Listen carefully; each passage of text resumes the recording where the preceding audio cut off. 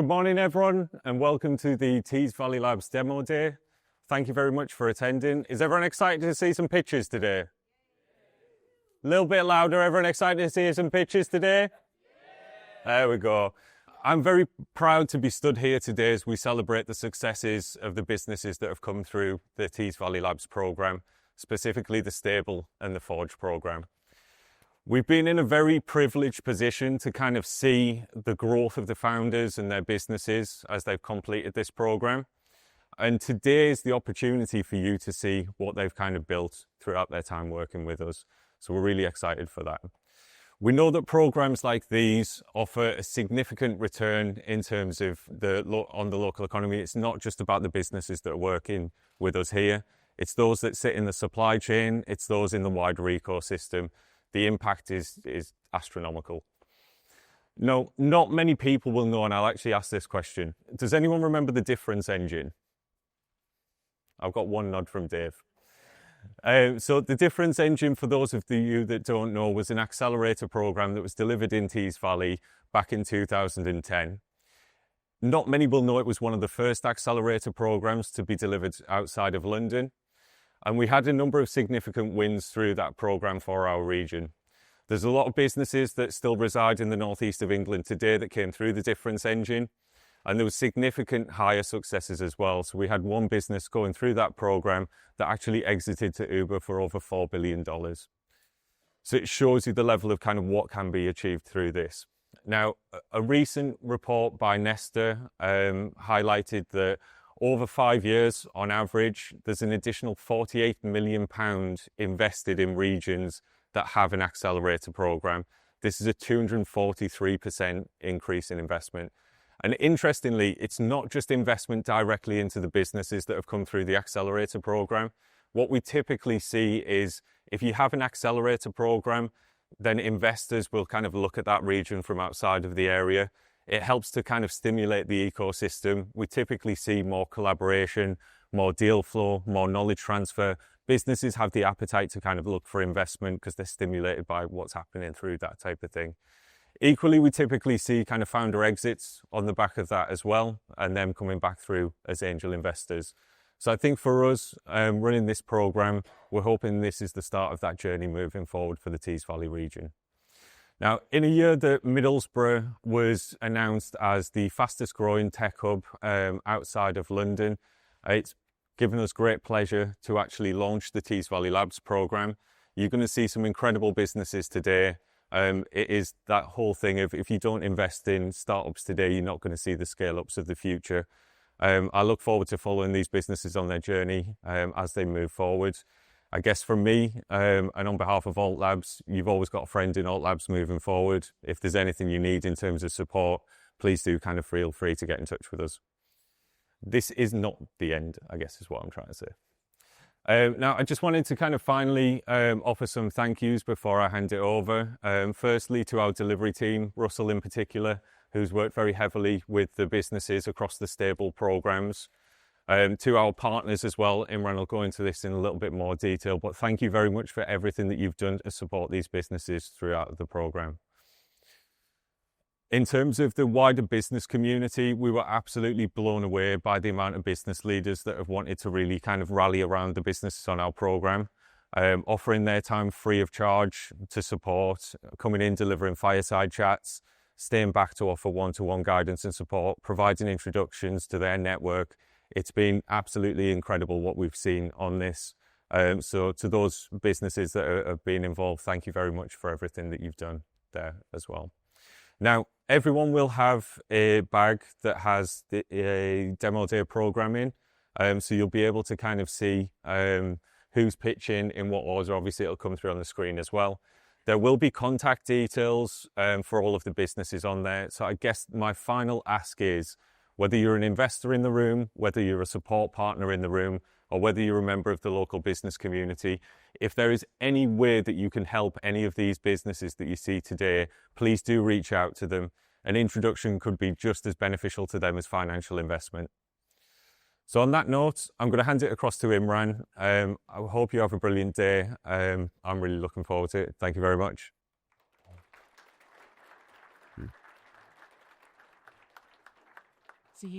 Good morning, everybody. Welcome to Tees Value Labs demo day. For who might not be who I am, Imran Anwar. I'm the Chief Exec of Alt Labs, but Program Director for Tees Value Labs.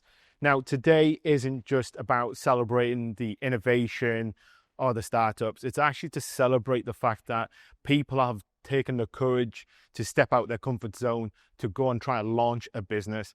That takes a lot of drive, and trust me, I've been there, failed a business, got to with Flock as well and Alt Labs. It does take a lot of courage. So for me, it's about celebrating everything that all 33 of the businesses have taken part, whether that's in the stable or the Forge program.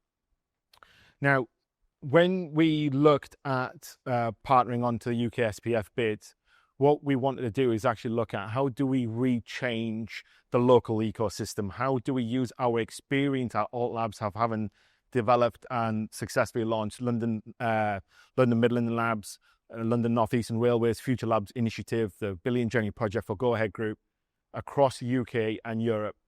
We knew we had the experience in the team to go and deliver. What we wanted to do was actually put it back to the fundamental basics of business. And this was, how do you create a program that actually helps the founders? And the only way you do that is by actually creating a curriculum of works where you put the founder at the heart of everything that we do, right? So when I written the 10 data was, what support I wish I had 8-9 years ago from going from a full-time to consultancy to hiring my first person, because life does change overnight. It does. It becomes a lot stressful. You suddenly have to know P&L. You suddenly have to know insurance policies. You suddenly have to know all the HR laws that consistently evolve week in, week out. That's a lot of burden for one individual to take on. So we thought, actually, how do you bring the right level of support that I wish I had from day one? And I'll talk about our partners shortly. What we've been able to achieve collectively through Alt Labs and the partner delivery team, and with the incredibly talented founders that we've had, is some significant results in a very short period of time. When I mean short period, 10 months. We've had 10 months to deliver something completely new. When I mean new, it's a first of the kind of program in the United Kingdom, never done before. So we were trying against a new benchmark, hence being a pilot. Yes, there's been challenges, but alongside those challenges, there's been significant wins and gains. Dave came in the traction of securing over £6 million worth of investment for our businesses, 150 new jobs in the pipeline, over 50 jobs being secured and safeguarded. More importantly, we've done something on a national average that's never been done before. We have put more female founders into a program at 34% across the cohorts on the benchmark of 20% on average across the UK. And even more impressively than that, 16% of our cohort is from an ethnic diversity mix, against the national average of only 7%. We have done that in the Tees Valley. We have shown how do you actually bring a diverse group of individuals together to create cohorts that actually encourage each other, motivate each other, because I firmly believe a diverse ecosystem is a healthy ecosystem that drives us all forward. Now, alongside the program, I want to say thanks, which Dan touched on to, is the incredible partners that we've had. This is not just about Alt Labs' delivery. This has been a significant amount of work taken with the TVCA team, who are in the room today, which we worked closely day in, day out with. We've got Brew and Dolphin, who've helped us with the VC and investor network. We've got Abacus Beam, where Bev's team's really got underneath the hood to educate the teams on tax, P&L and stuff, which I am still terrible at, by the way. Hence why we have somebody in finance. We've got Ward Hadaway in the room who've helped them with the legal support, right? We sometimes underestimate when we launch a business, the simple things we need to get right from the foundation. I'm so glad that Ward Hadaway have been able to provide that support. We've had Tim Ward from Do and Grow help support from our entrepreneurs, our entrepreneur in residence, because sometimes you need somebody who's been there and actually developed £1 billion unicorn and has an amazing story to share. And those stories have actually helped nurture these businesses through. And then we've also got our incredible partners, Barclay Eagle Labs, who have been there since day one, supporting, providing expert support around investor readiness, bringing female founders in. They've even helped us launch the Asian Founders Network, which wouldn't have been possible a long time ago. And obviously, I want to say a massive thank you to the Flock team who have been round the clock working with them in the environment to make sure it functions for them and they're able to have their coffees and catering for events, etc. So a huge thank you, and I think I'll take a round of applause for our partners for helping us.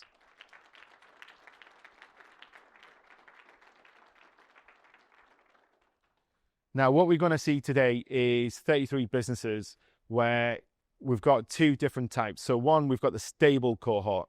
So the stable cohort's being developed over a 6-month incubation program. Now, just like anyone who loves to do gardening, anybody who likes to do the fruit and veg, you all know you don't stick a seed straight out into the open world because it'll die from day one. What you need to do is to incubate them. And that's exactly what the stable program was designed to do. It's to incubate them over a long period of time. Can we actually provide that support with all of our network Monday to Friday over a 6-month period and help these businesses realize their true potential? And what we want to do is not just create businesses that serve the Tees Valley, but create aspirational businesses that will hopefully go on to conquer the globe. Because historically, it's what we do best across the Tees Valley. The next program we will see during the day is the Forge program. These are our more established businesses across the region who have been put through an accelerated pace. They don't always need the business foundations because they've already got that there done. But how can we actually inject further bit of grant money in the right way to these guys to actually nurture them over an intense 12-week period to help them grow? And today, we're going to see their success stories and see how they have grown through. That's enough of my waffle for today. I'd like to welcome Angela Hart from TVCA to give us some kind words of wisdom as well. I'll hand over Angela.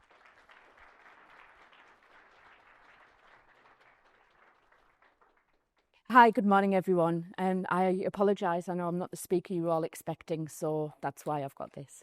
So I moved to TVCA in October last year after working 20 years in the private sector, automotive and pharmaceutical. The pride of obviously being part of Tees Valley Combined Authority, it's been unbelievable for me. And obviously the support it gives to the local businesses is an integral part of what we do on a day-to-day basis. And I know we've got colleagues in the room here who've been supporting this programme. The Tees Valley Labs is delivering on behalf of our Tees Valley Mayor and the Combined Authority and funded by the government through the UK Shared Prosperity Fund. So it's very short and sweet, but it's really good to be here. It's really great to see everybody in the room, and it's really great to welcome you all today on behalf of TVCA, and I really hope that everything goes well. Thank you. Thank you, Angela. Right. Now all the boring stuff is done and Dan's done the housekeeping. We're going to start today excited. Are we ready to start hearing some pictures? Jesus, wait. I'm fasting, so I've got an excuse not to be loud. What's your excuse? Are we ready to see some pictures? That's better. So to kickstart us off, we've got a startup who's been developing in two sectors. One in the fintech space. Yeah, again, something that we don't really do well in the Tees Valley. It's something new to us. Fintech, merging that with AI. To tell us more, gives me great pleasure to welcome Zishan from Blackvix. Thank you.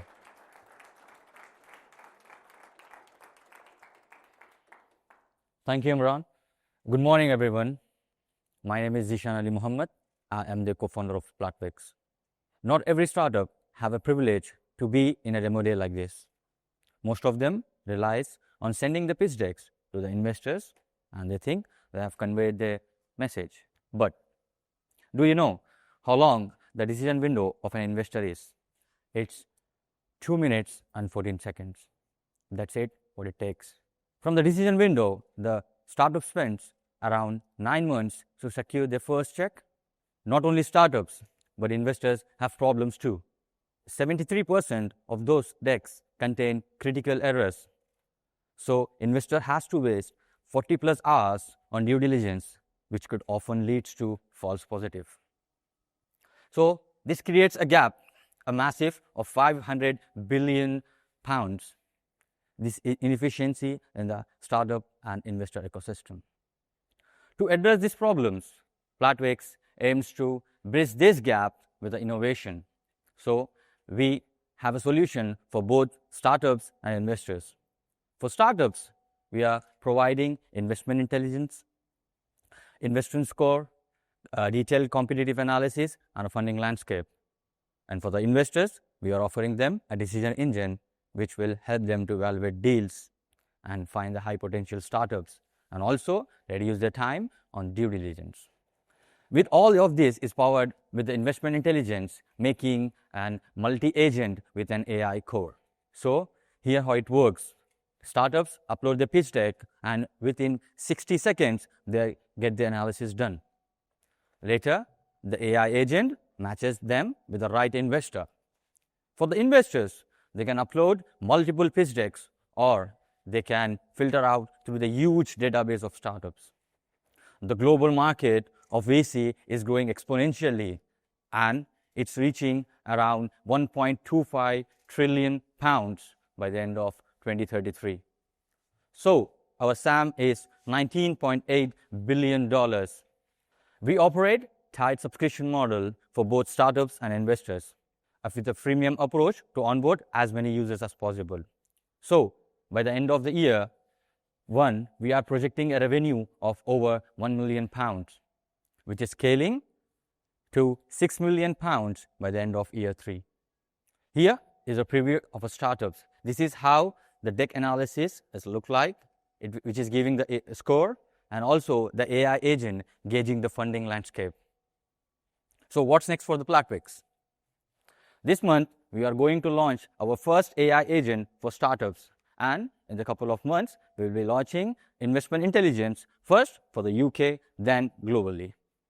By the end of the year, we will be launching the complete platform with AI matchmaking. We are a team of 3. I operate operations and also a bit of development, whereas Aqib Zishan, who takes care of development, as he has 5 years of experience in developing applications. And also we have a senior advisor, Jonathan Gold, who has 25 years of experience in VC world. So we have a first-hand experience from our recent visit to Saudi Arabia. We have seen the global market is changing rapidly. So we think now is the best time for Platwix to launch globally and expand globally. So our ask is £850,000 for 20% equity. And also we have an interest from a VC and also Saudi family office. Thank you. Thank you for your time. We are excited for the future of the Platwix. If you are a startup or an investor, join us in building the next big thing. Let's make fundraising smarter, faster, and more efficient. Thank you.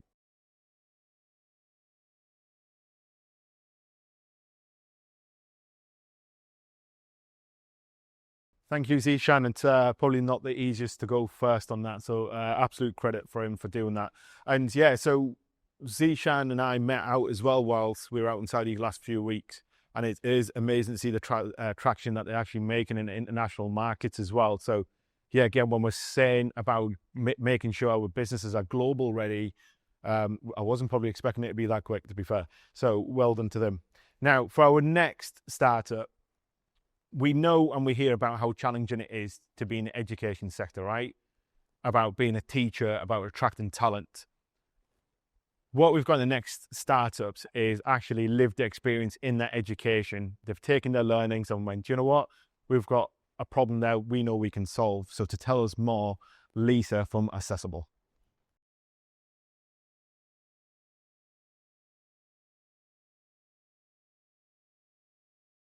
I've spent most of my career as a teacher, and it really was one of the best jobs in the world. Unfortunately, 6 years ago, I hit burnout and suffered serious life-threatening illness for the second time in 7 years. A few months later, I quit teaching for good. I'm not the only one. In 2023, 44,000 teachers exited the profession. That was a record number and is 10% of the total workforce. Last year, vacancies in teaching rose nearly 250%. What's the issue then?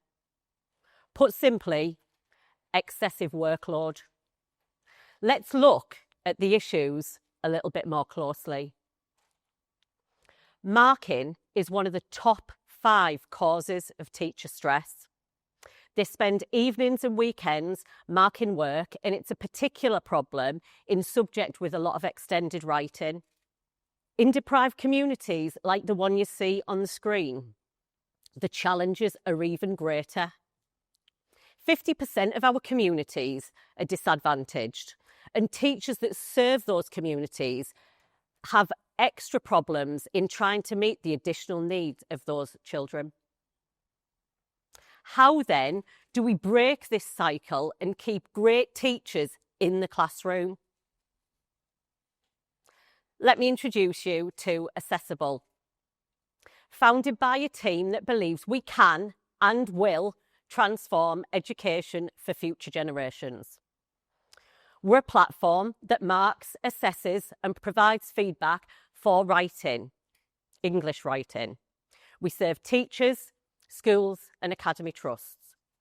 Why English though? Well, it's the subject that creates the most marking. It's a core subject which is critical for learner life chances, yet there's very few automated assessment solutions in the market. Accessible creates value to every level. We create the balance that teachers are craving. We accelerate progress for learners. But what makes us really different is our razor-sharp focus on creating and measuring impact in the communities that need us most. So, how does it work? 3 simple steps. Number 1, the teacher or student uploads the writing into the platform. Step 2 is where the magic happens. A class set of writing can be marked in 2 to 3 minutes, saving the teacher up to 3 hours of time without compromising accuracy. We can deliver a 98% accuracy rate, which is almost impossible for teachers to achieve on a day-to-day basis. Thirdly, the platform outputs teacher and learner feedback. The teacher gets an overview of class progress and trends that informs the next steps in their teaching. The learner gets individual feedback of their strengths, areas for improvement, targeted to their specific needs. Even students with special educational needs and English as an additional language. Accessible is fairly early in our journey. We were founded last year and we've just completed our MVP. We are planning to launch to primary schools in disadvantaged areas for the start of the new academic year with a freemium pricing model. Next year, we plan to scale into secondary schools. And beyond that, we've got lots of ideas for product and market development. But one thing that will remain constant is our laser focus on serving the communities that need us most. Our mission is big. And in order to help us to deliver that, we've secured 2 strong strategic partnerships. The first is with Lift Schools, the 3rd biggest academy trust in the country with 60 schools. They're our education partner, beta tester and first customer. Secondly, SIA, local AI experts based right here in the Tees Valley who are leading on the development of the platform. Our whole team believes that Accessible will transform education for future generations. Happier teachers that don't just join the profession, but stay there. Successful learners whose achievements unlock limitless life chances, regardless of their background. If you believe this too, then we'd love to talk to you. We're positioned in a market that's set to grow over 2,500% by 2033. And we're looking for specifically for up to £250,000 worth of investment to accelerate our development and launch. Thank you.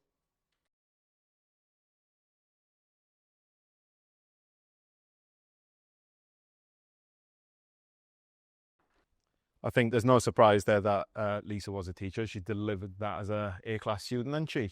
Not a first rodeo, I think. So it's amazing to see, actually, when you look at problems that we're trying to solve, these are lived experiences, right? This is a teacher who actually has identified problems from her own ways of working and went, actually, how can we use, you know, we're all talking about AI, aren't we? So let's use it to our advantage. So it's brilliant to see that being deployed across education, hopefully driving teachers back into the classroom as well. So for our next one, we're going to look at, you know, when anybody are applying for Oasis tickets in the room, hands up. How many of you got them? And were they expensive? Right? So here's the challenge of life, right? When bands like Oasis come back, you want to go and see them, you're normally either timed out by the servers or you're priced out of the market. So what about if there's a different way of experiencing that same thing, but in the comfort in your own home, which might be even a lot more affordable? So to tell us more how that could work, it's a great pleasure to welcome David from Exime.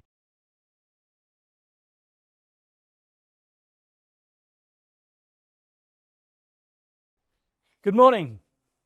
Good to be with you. Hello. Hello. Hello. Remember your first smartphones? It changed our world. Now we can't be without them. Well, brace yourself. The next wave of change is Apple Vision Pro, and it's given us spatial computing with Samsung and Meta about to follow suit. My name is David Taylor. I'm a TV producer and broadcaster, and together with Professor Lynn Hall, we have created and co-founded Eximity.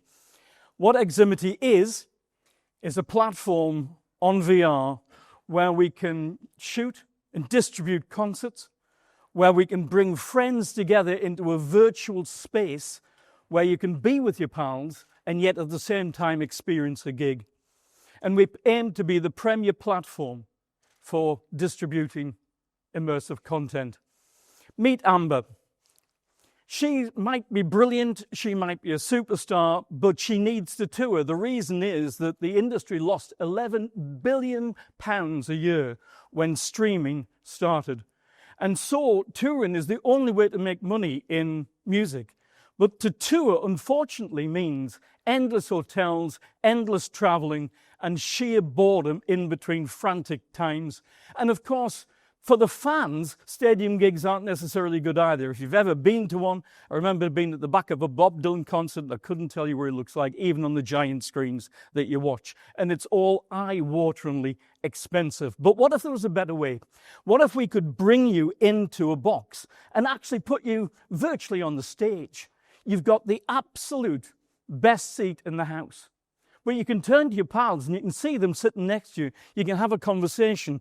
This is what Eximity is going to do. It's not just the future of concerts, it's the future of the connection that forms between the artists and the fans. And that's why it's going to be valuable. You might ask the question, of course, is it too early to get involved in VR? It's a good question. But I want to just point out that actually, if you look at the amount of money that's been put into research to get us to where we are, it is incredible. The American quote at 112 billion pounds, 142 billion in US dollars. That's how much has been invested into VR currently. Microsoft has just taken a huge contract with the American military to produce VR for the battlefield. Make that what you want. But what I'm trying to suggest is that the amount of money that's been put in means that VR is happening. Apple launched their product this year, or rather last year. It was an incredible experience. Let me just nudge that back. You don't want to hear that quite yet, dear. What's amazing is that the money that's been put into VR, Apple, as I say, had their goggles £3,500, very expensive. But what happened was they sold 500,000 of them, principally to Apple developers. And they're the people who are working now, such as ourselves, on apps ready for the next cheaper version that is coming out next year. And with new goggles from Samsung and Meta, right, all the giants across the board, VR is here, and it's here to stay. But we can't yet see its shape and form. Let me tell you about the market that we are going into. We've started, maybe oddly to you, but we started with Christian music. The reason why we've done that is it's a billion-dollar industry, multi-billion-dollar industry with huge traction in South America as well as America, huge traction in Australia, huge traction in the UK. And we're shooting at festivals, and one of the festivals we're going to be shooting at is in the summer in August, the big church day out. It gets around 40,000 attendees at the gig. We can shoot there because we don't have to pay the artists apart from a back deal because they're already playing there. So they're shooting there. The festival gets paid out of our proceeds as well. And basically, we're using the crews that we've done previous shoots with across the world. But what we're doing them now is employing them and training them up into VR. So this is a big church day out. I'll zoom past it. And I just want to really finish on an important point. We expect on current head sales alone to make around about 7.3 million this year, with expenditure around about 4.9. And that's on current headset sales. Our roadmap, we did all of our research, and we're currently finishing off our program and coding now. Last thought to finish with. In 2007, the smartphone changed the world, but not necessarily as you think. I'm not talking about the profits made by the manufacturers, but I just want to show you all the companies that have thrived or used or even started since the advent of the smartphone. And my question to you is this: if our world changed when the smartphone happened, how much more is it going to change with AI and VR in the future? That's what we're involved in. That's the business. We aim to be the leader in it. We know what we're doing. We have the skills. And what's more, we think we're profitable from the beginning. So do we want money? It's a good question. Do we want money? Maybe we do, but more importantly, what we want is the right partner, because it actually isn't about the money. It's about making sure we've got the organizational strength to move forward. And if we're looking for anybody, it's that. If you're in the room, make sure you talk to me afterwards. Thank you very much for your time.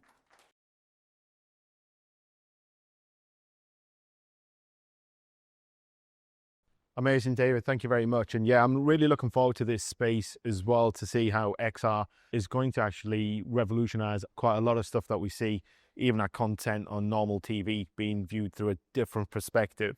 Now, sticking with kind of the creative sector, we all know how well the digital sector is doing in Teesside, but one of the emerging sectors that we do have is creative. This next speaker is going to talk to us about how we can use video for emotional connection, about making your story come to the screen. So we've heard from David how you can view it in a different way. We're now going to put that to a person who actually help make that content come to you in the first place. So I'm going to hand over now to Ed from Studio Hart. Thank you. Hello everybody, I'm Edward, the creative director of Studio Hart, a video production company based in the heart of the Tees Valley, Middlesbrough. What is it that we do? We connect businesses, brands, organisations and artists to their respective audiences through the power of video. So you've heard where we do it, what we do, so why do we do it? We believe that the Tees Valley is consistently overlooked and misrepresented at a national scale. For 25 years of living here, I know the amazing community, businesses and organisations that exist here, and that's why I made it our mission to document them. So, what is the consistent theme that runs through our company? What is the heart of what we're actually trying to do, if I could try and summarise it in one sentence? We believe video resonates with an audience when it pulls on one of three things: emotions, values and experiences. This is interlaced into every project that we do. And that can be looked at as a literal way in terms of the video, but we're always trying to seek and understand the deeper why of what your organisation or business may do and how best to convey that to an audience. And we believe that's what makes us a trusted partner invested in your success. We're not simply coming to capture content and leave. We really want to change and impact this region through the power of video. If you like what you've seen today, please feel free to have a look more at studioharp.co.uk. But alternatively, if you just want to have a discussion on how we could help your organisation, I'd be more than happy to do that at any point. Even if you don't come and use us as a digital video provider, we genuinely are passionate about this area and want to showcase it for what it truly is. And we believe that collectively we can do that. So thank you for your time, and I look forward to hearing from you soon.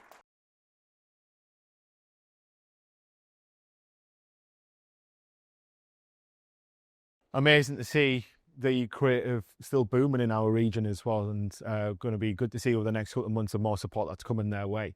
In terms of next, so we can't be in a gaming company's back door in their own building and not bring another gaming company to their own doorstep, right? That just wouldn't be right. So next up, we've got Matoush from Link Studio, who's going to talk about how we can bring motorsport into a different gaming environment. Matoush.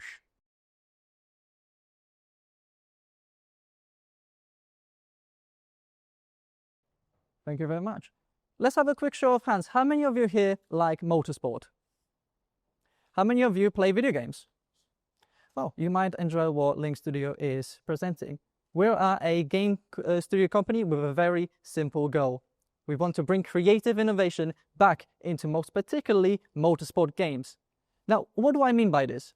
Let me run you by some statistics. 74% of motorsport games released in the 5 years were all simulators. That means only 26% were either team management games or arcade games. Now, does that mean that the players want all of those simulator games? Well, in the top 50 games with a racing tag on Steam, only 15 were released in the 5 years. Can you guess how many were simulator games? 5. Only 5 games out of 74% in 15 even. What does that mean in real terms? Well, that means decline in sales. Formula One has not hit the peaks it had with F1 2020. The lack of innovation and constant bugs has been cited by the players. What does in decline in sales mean? Well, obviously it means less players. The new Assetto Corsa Evo, while in early access, has not captured the consistent player base that it has, and neither has WRC Next Generations. Less players means less revenue. F1 Manager 22, it was the first team management game for 8 years, and it grossed over $11 million. Subsequent releases, F1 Manager 23 and 24, has grossed 40%. That's 40% combined against F1 Manager 22. From this trend, we can most likely infer that players don't want yearly releases for the aforementioned reasons. Bugs in F1 22 are present in F1 24. No innovation. Why would a player spend money on a new game if they already have the same game? So, this is where we step in. As an indie studio, we're positioned to punch way above our weight. Out of Rally, My Summer Car, both games created by a single person that have grossed into millions. Wreckfest and Motorsport Manager themselves are created by small studios. What's our solution then? 2 new IPs. First one, Racetrack Tycoon, the world's first game that puts the player in management and design of racetracks. Picture yourself this, Croft Circuit, our local circuit. Could you put it into an international stage? Could you invite World Endurance Championship into Northeast? Or imagine this, it's 2010, Silverstone is going for a redesign. How would you have redesigned the circuit? Second IP? Second IP is team management game, the most comprehensive team manager game. Most team management games only allow you to stay in one series. It's either F1 or GT racing, and you cannot switch between. We want to give the players the chance to build their own dynasty all the way from the karting and then make their own way, either Formula One, World Endurance Championship or WRC. Players are in full control. The market's there. Motorsport Manager sold over 1 million copies. F1 Manager 22, as we mentioned before, grossed 22 million. With this market, we predict that Racetrack Tycoon can sell 10,000 copies and gross $250,000. Race Team Manager, we expect 80,000 copies, and this is conservatively speaking. We want to release our Racetrack Tycoon by the end of this year and follow it up with Race Team Manager next year. Following beyond that, we want to use the momentum that we gain from those two IPs to deliver even bigger and more ambitious and more creative projects in the future. What are we looking for? Well, we're looking for an investment partner that will allow us to scale our team up, help us cover the cost of releasing the game, marketing, software and hardware. More importantly, we're looking for a partner that will help us shape the gaming landscape and bring emphasis back on creative innovation. After all, creative media without creativity is just media. Thank you very much.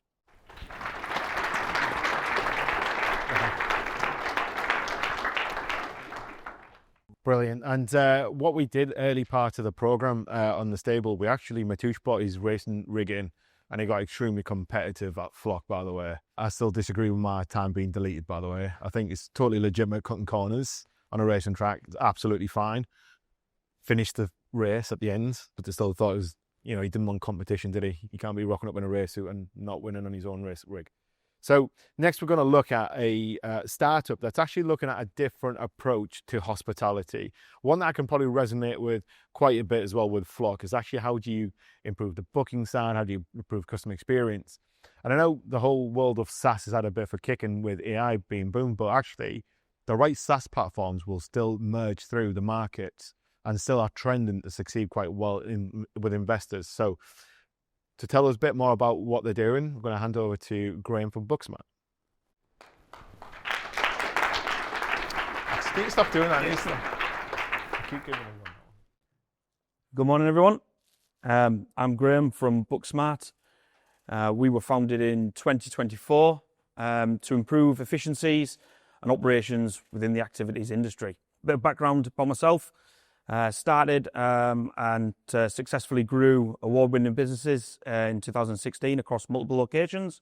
Within that, we identified inadequacies within certain parts of the industry, most importantly, the booking system. This then affected our growth opportunities, and it was generally because any new startup that came along, a generic booking system company bought them out and then took away the good features.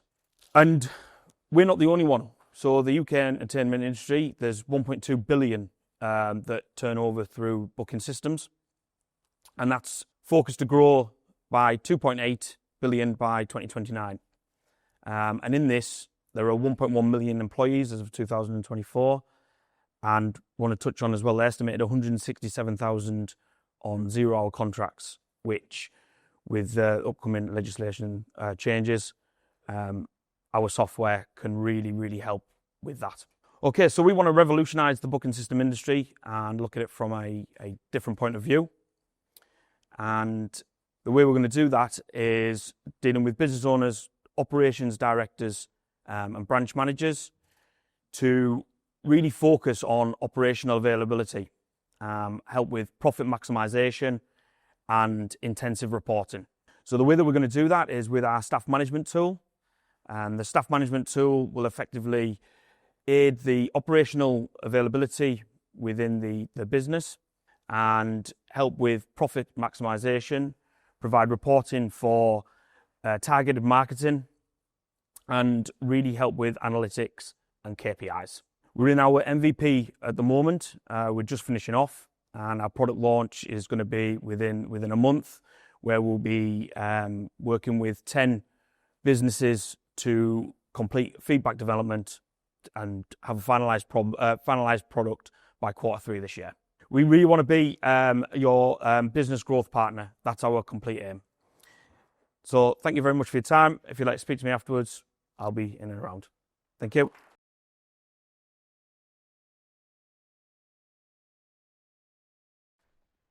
Brilliant. Thank you very much, Graham. So the next startup is, we've seen gaming, we've seen fintech, we've seen a bit of AI. we've seen booking systems on SaaS platforms, and we've also seen EdTech. What we're going to look at now is a whole new vertical that we don't really touch on as well in the region, which is looking at housing and prop tech. This one's quite importantly looking at how can people get better access to their own data to help them combat fuel poverty. As we all see globally, energy prices going up, and sometimes we forget it actually impacts the most vulnerable in our society. So it's really good to see that one of our cohorts is actually developing and using modern tools to actually see if we can help combat this. So I'd like to welcome Lee from Consult Net Zero.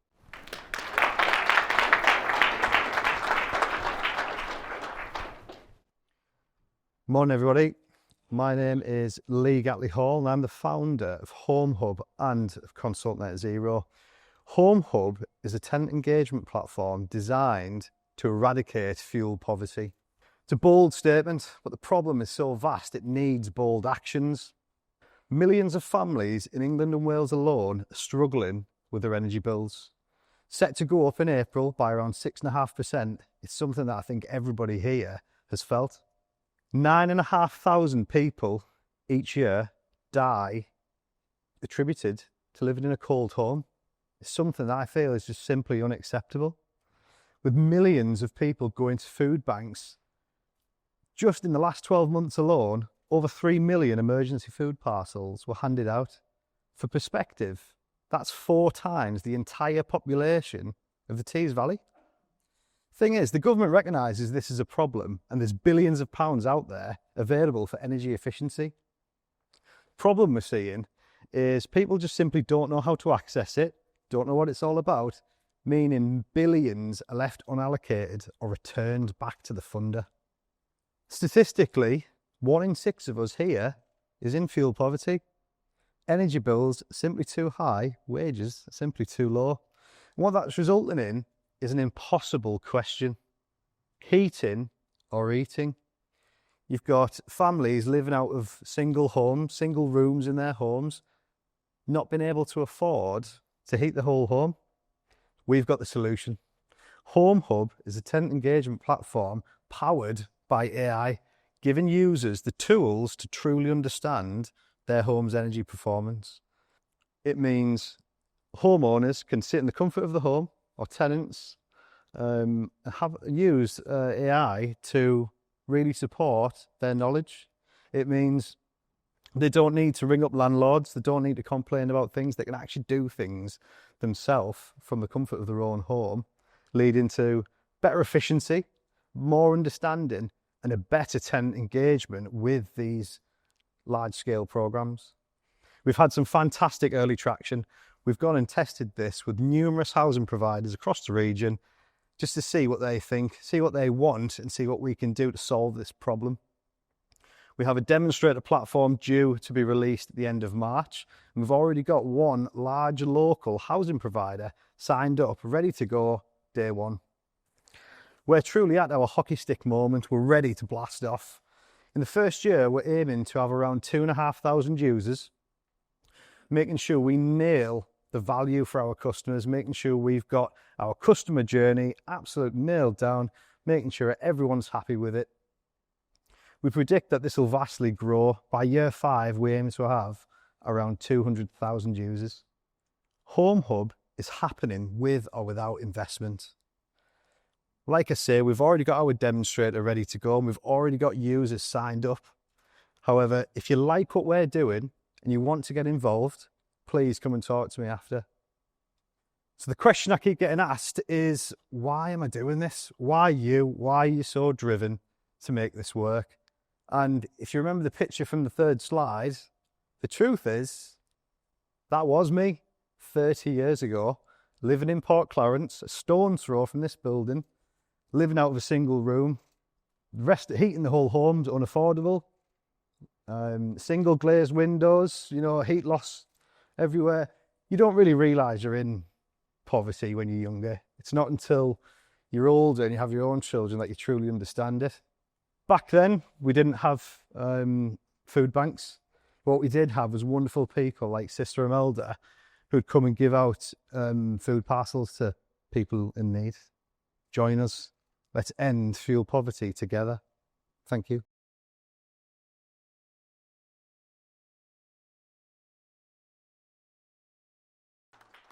It's always incredible when we see founders actually who have their own personal stories into their business, because we know it comes from a true source, right?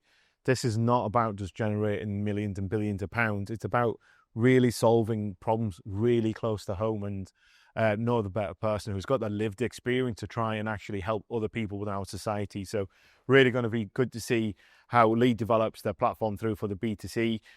I think personally, I would really see as well how we can develop this for the B2B market as well, because I think there's, you know, the small independent businesses amongst us as well. Energy prices do affect us as well. So it'd be good to see how we can get on top of actually helping business customers as well. So the team will be working with Lee on developing that throughout his product roadmap. Now, for the final starter for the morning session before lunch. So this one looks at what do you do when you take a super whiz in coding and you put somebody from the NHS together, and let's see what they can create and what problems they can solve. So it gives me great pleasure for the final run for this morning to introduce Guy from Solvify. You got it.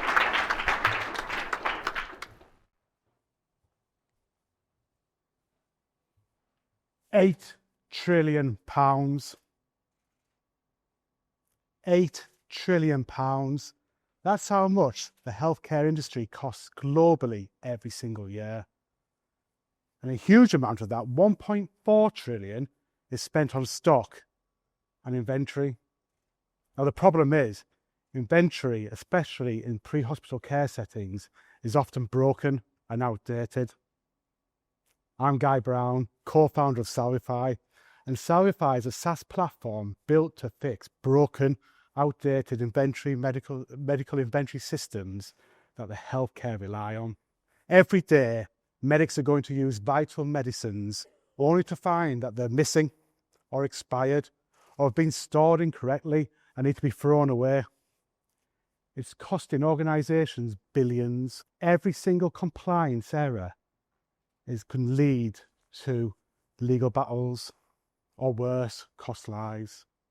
The time taken to unpick unorganised inventory could be time spent in care. Healthcare is too critical to have problems like this.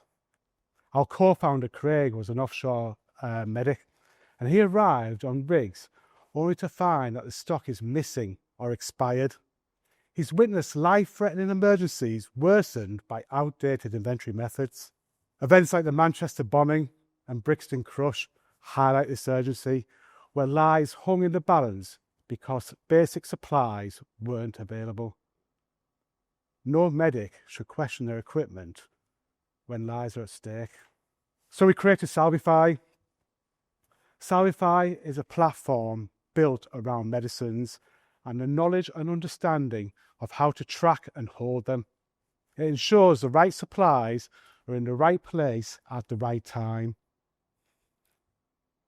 Automated compliance cuts admin time and reduces legal risks.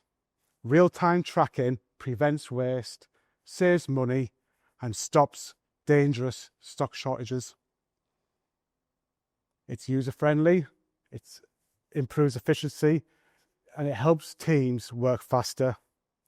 With Solvify, medics can focus on care and not missing supplies. Medical inventory is critical far beyond the traditional hospitals though.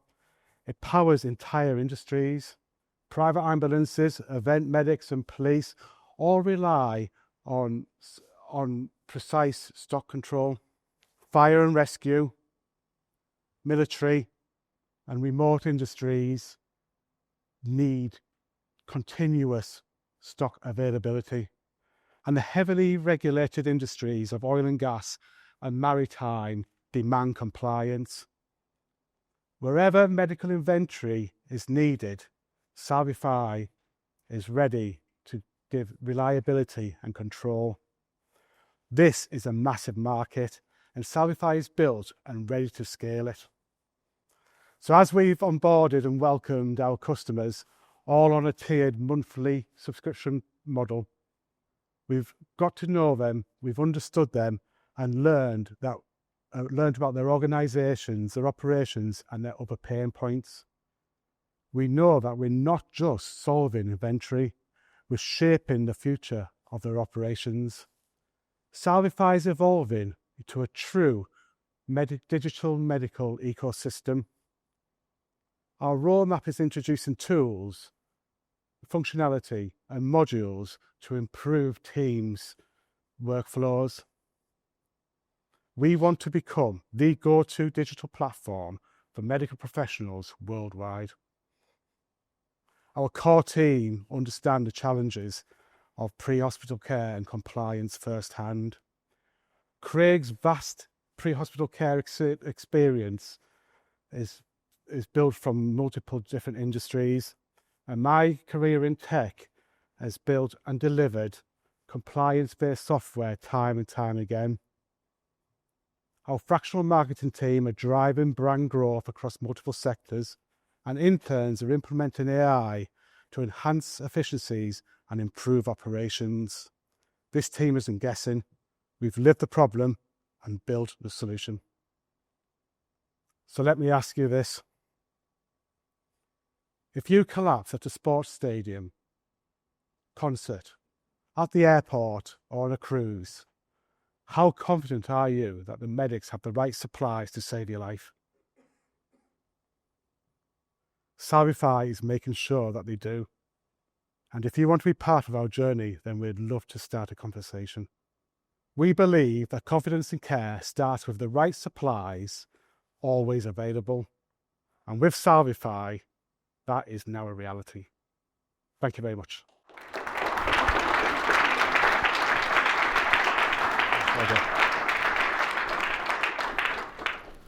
That's amazing to see, isn't it?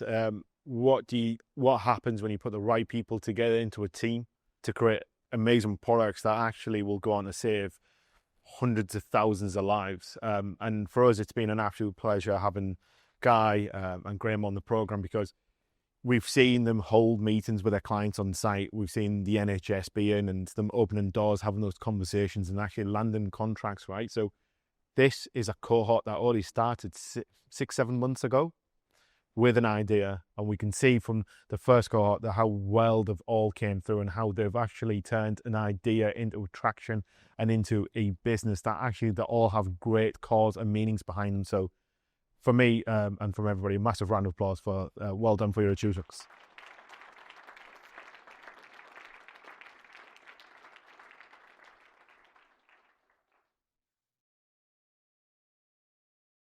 Good afternoon, everybody. Hopefully you're all nice and full from your lunch. So this morning session, we saw the stable cohort. So they were, as you saw, the kind of ones that have been on incubation over a 6-month period.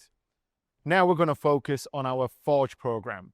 The Forge program was designed to take our ambitious scale-up businesses in our region and see, look, if we give them a really high pressurized bit of support with a good grant offering, can we actually help boost their growth in the region? That'll go on to lead onto further jobs being created, entries into new market, development of new IP, securing their own trade stuff internationally. And I'm really proud to stand here today and say, look, a lot of them have actually achieved those goals way ahead of time as well. Now, this morning session, we covered off, gaming, tech, health tech, fintech, prop tech, practically all the techs. So this afternoon session is going to see some bit different out of some of them as well, and then into the stable cohort after the Forge program. So to help us kickstart and give a huge welcome to Bethany from Optimi.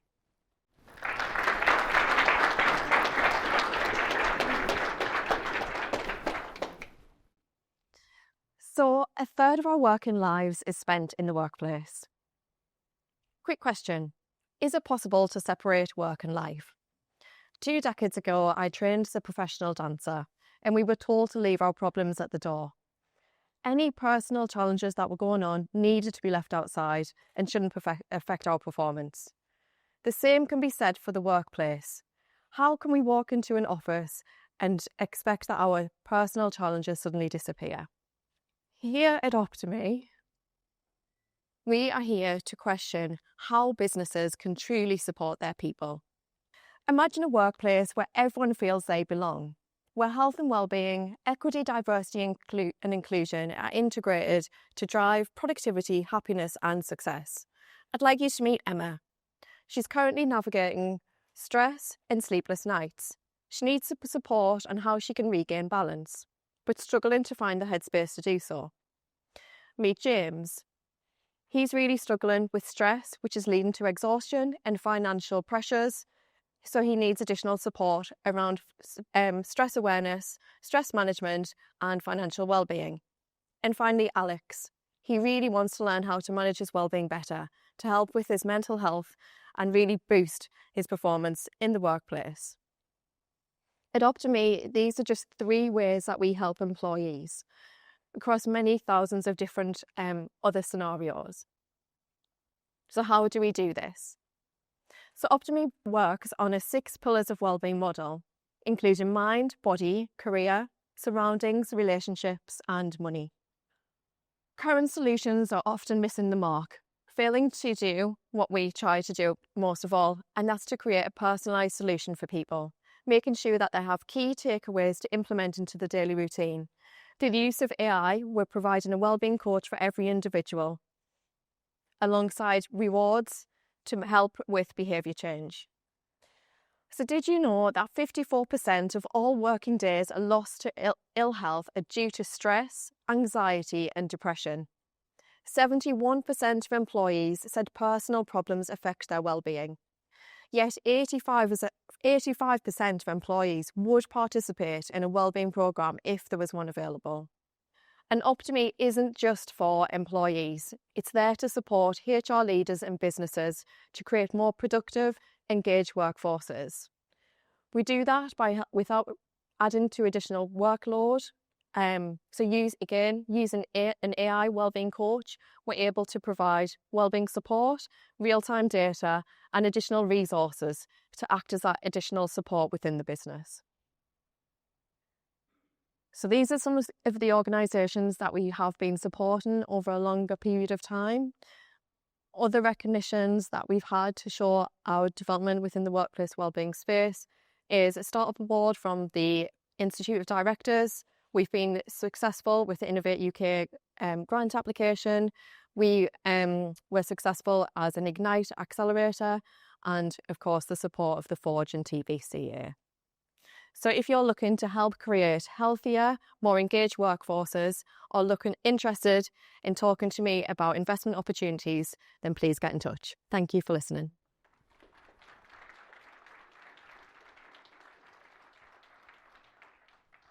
Brilliant, Bethany, thank you very much. And it shows the importance, doesn't it, of our own well-being. Sometimes we do forget it, and especially as the founders sat in the room, you know, it's also important as throughout the programs we try to work out where people are with their own stress levels as well. So it's really good to see a really good tool coming to the market locally as well. That's got really good market traction already. So next, we're looking at the world of construction. Yes, it's not always about digital, right? So it's about looking at other sectors as well. So we're now going to look at construction, and we're going to look at how someone's personal experience has led to a whole new product being born to the market to make a workplace safer. So it's a great pleasure to welcome Carl from Harris Bricks and Safety.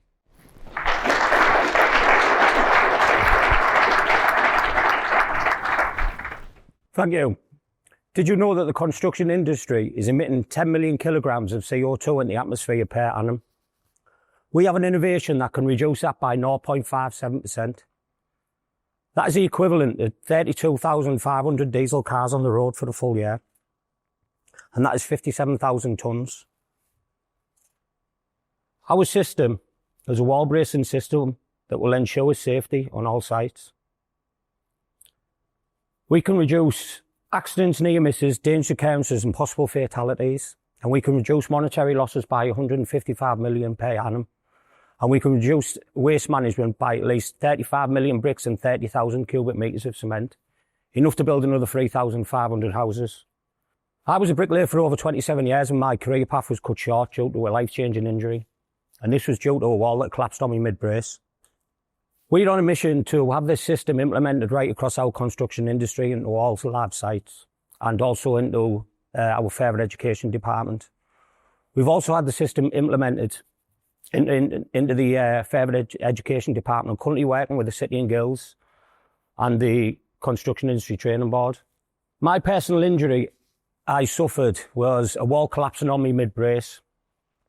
This caused life-changing injuries. I was off work for 2 years. I nearly lost my house, my family, my car. My mental health suffered, and I was heavily addicted to painkillers. Fast forward 7 years, I'm currently in front of you all now showcasing this system. We're also working now with house builders right across the United Kingdom. We've also started work with our further education. We delivered our course to over 350 students right across the United Kingdom, with hundreds more following suit. And we're also working with an Australian company on a manufacturing distribution deal. We've won numerous accolades for health and safety and innovation. We've also had numerous write-ups about the system. This one is from Alan Thorpe, Chris Nicholson Holmes. He approached us last year and he informed us he'd lost in excess of £40,000 worth of walls. Since implementing our system, he hasn't lost one wall since, in 5 months. So our facts and figures, we were working on the innovation scheme in 2022, and we had to put some facts and figures together. And this is what we came up with. Now, these facts and figures you'll see behind you are very untrue, because these are the only walls that go reported. We know it's on a much larger scale. These 2 walls that you'll see underneath here, these won't have gone reported because there's no temporary works damage or no one's been injured. The system, it's a GRP system. It's glass reinforced plastic. It's easy to assemble. It's actually made from a handrail that's actually used offshore, so it's got all the designs backing it up and all the safety designs. We've got the temporary works designs. We've also got it will be implemented in the safe systems of work. It's robust. It's light. It's versatile. And it can be adaptable on all levels in the build. The photo on the left-hand side there, you'll see it's Bellway Homes. We visited Bellway Homes about 3 or 4 weeks ago, and they informed us they'd lost millions of pounds worth of materials and programmes were slipping. The photo on the right-hand side, you'll see here, that was set up all over the weekend in Shillington on a major house building site. That was set up on the Friday. The guys and girls turned in on the Monday morning and the walls were still intact and they had 80-mile-per-hour winds. We're also working now with the global market with our Australian contact. We've also got more patented systems in the background with the designs, but actually attached to this. And we've already approached our clients and they welcomed it with open arms due to all the net zero and the safety implications. The system will remove all liabilities that could fall on the companies for using the ad hoc attempts. It won't null the public liability insurance or void it, but the ad hoc timber methods will. My name is Carl Harris. Thank you for listening.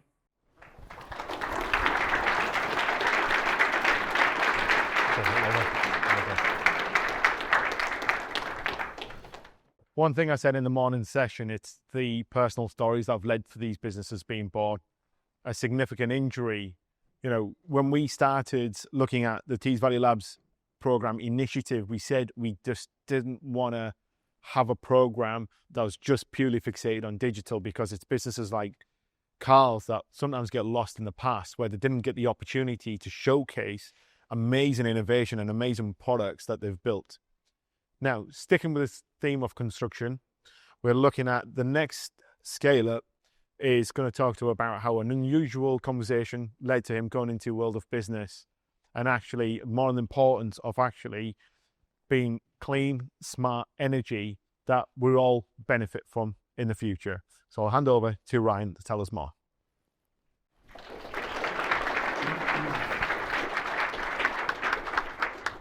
So did you know that fossil fuels account for 89% of global carbon emissions, and climate change alone could lead to 14.5 million deaths and over £10 trillion of economic cost just through climate change alone? I'd like to introduce to you Marshall Clean Heat and Power, where we support the UK household transition to net zero through clean energy solutions.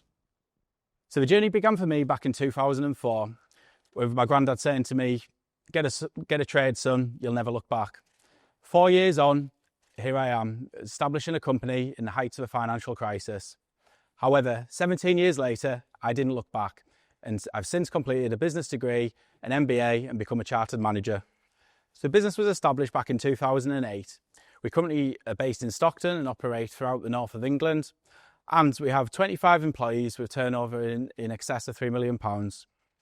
Existing clients include homeowners, other businesses and local authorities, to name a few. So our mission and vision is focused on creating a sustainable planet through reducing carbon emissions and fuel poverty through sustainable solutions.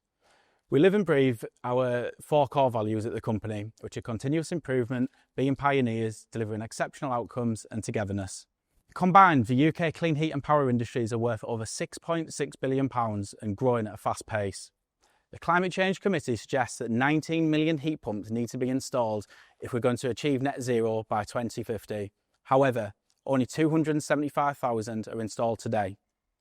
The UK is still yet to unlock wide-scale clean heat deployment, despite household heating being responsible for over a third of carbon emissions. A 75% carbon reduction can be created simply by just changing from a gas boiler to a heat pump. So the UK is falling behind in its efforts for decarbonisation, with heat pump deployment per 1,000 households being one of the smallest in Europe, as illustrated on this graph. Government is forecasting 600,000 heat pumps need to be installed by 2028 in order to reach these targets, with this number exceeding 1 million by 2035. Currently, last year, only 60,000 were installed. You can see the scale of the problem. So now I'd like you to meet Joan, a retired homeowner based in the North East. Joan is concerned about climate change and wants to play her part in reducing energy emissions. Joan is a fossil fuel boiler that was inefficient, expensive to run and always breaking down at the wrong times. Joan has pride in her property and wants to keep her grandchildren warm in times of peak winter. So Joan is a typical customer of ours that's experiencing several problems when she's trying to make the switch to clean green energy. She's confused about where to start, and Joan was heard on the news that funding was available, but she didn't know how to apply, she didn't know whether she qualified. She tried to access home energy advice, but all the advice available was unclear and not tailored to her requirements.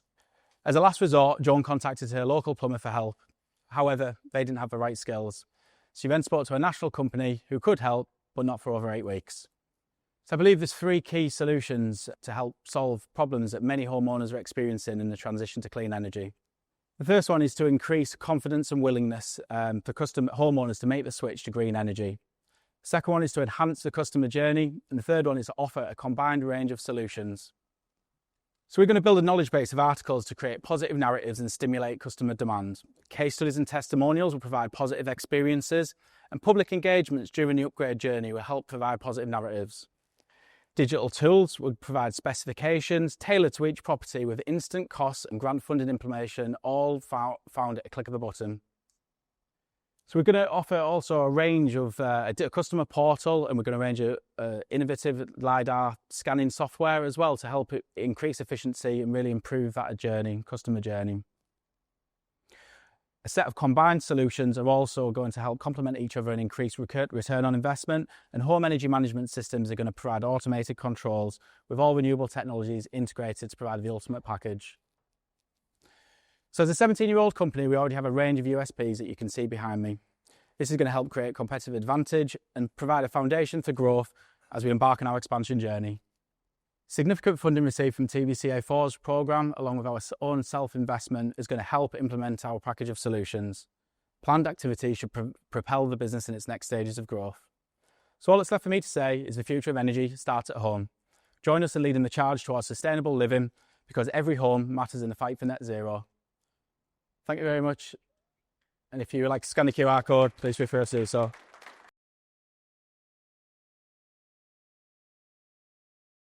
Great, Ryan, thank you. And yeah, the importance of clean energy, right? It affects us all. In order for us to still remain as a planet and still be able to do the stuff for our next generation, we all need to take accountability. And sometimes the very things start at home.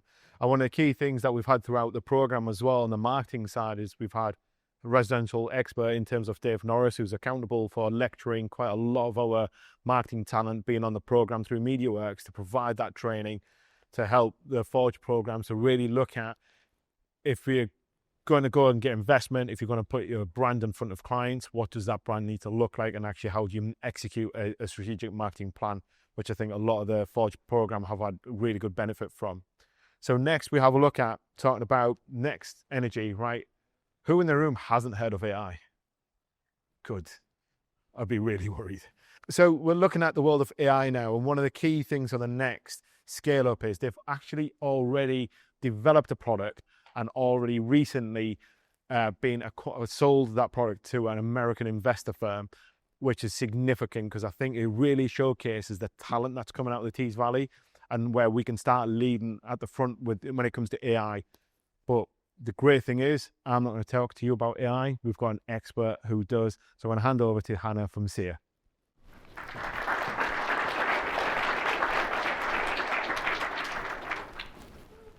Yesterday, it was announced that my business sold our first product to a multinational, world's largest tech VC firm, Insight Partners. We're now investing here in the Tees Valley. We've got our company Sedna, who have acquired the product, moving one of their bases up to the Tees Valley to expand their product offering up here. We've done this through solving real-world problems. The product that I've just sold, Flitter, started as a simple conversation with Casper Shipping. We were looking at how we could solve a problem caused by Brexit. How do you process customs declarations? These were taking our clients anywhere from 2 hours to 2 days to 2 weeks. We implemented an AI solution that made this instant, reducing it from 2 days, 2 hours, 2 weeks to 2 seconds. This is a 98% improvement in efficiency, and this is an option that's available for everyone with a business in the room. Now we're building the world's first AI data centre here in the Tees Valley, and we want you to be part of this journey. In this, we're supported by global AI leaders. We have the likes of OpenAI, NVIDIA and Anthropic, providing us with the latest cutting-edge technology to help us bring this to the Tees Valley. We're also building our data centre in partnership with Tiny Labs and Hydra. If you're not familiar with these names, these are the guys that are at the cutting edge of the game, and we're making this accessible to you here in Teesside. And it's not just about the global picture. We're also looking at local powerhouses. We're supported by the Net Zero Industry Innovation Centre, we're Ignite alumni.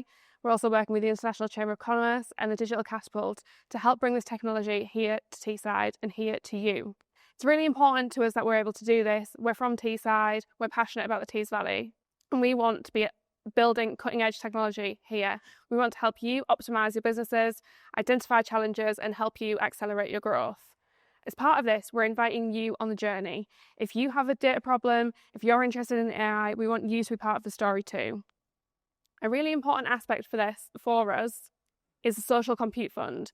Many of you in the room will be familiar with AWS credits, Microsoft Azure. We want to make that accessible here with our own data centre. We're providing cloud credits, compute power for local businesses, non-profits and small organisations, democratising access to computational resource. If this is something that you're interested in, please reach out. We'd love to have a conversation with you. Thank you very much.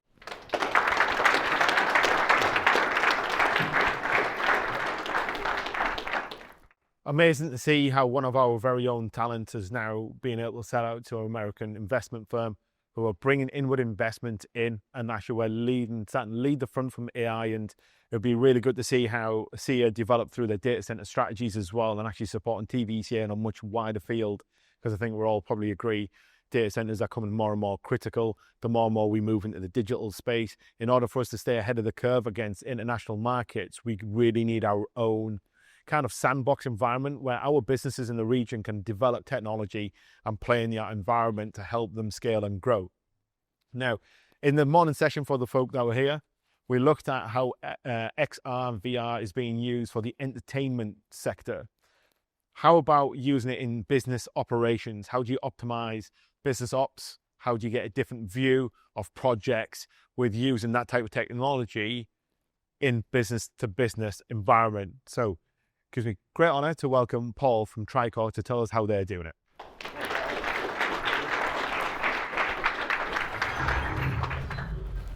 So let's talk about growth. Every industry is chasing it.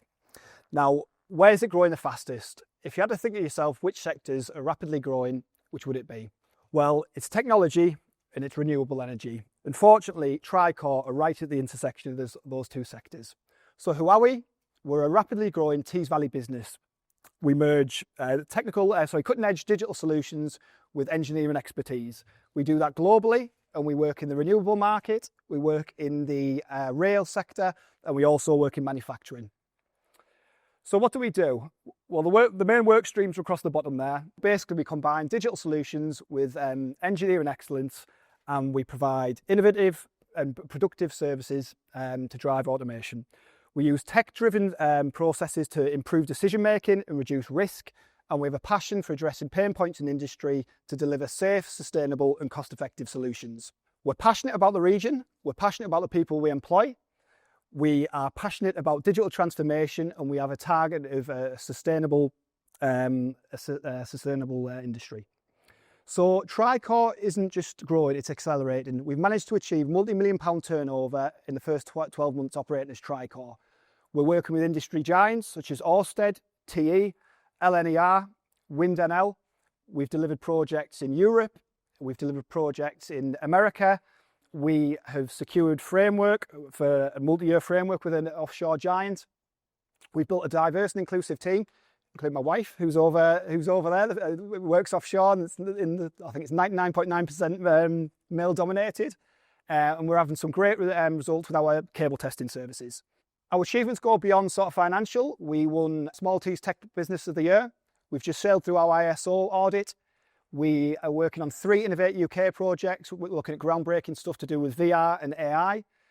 We have strong relationships with all the local universities, recruiting students, and also down with Brunel, again driving sort of VR projects, AI, object recognition with LiDAR.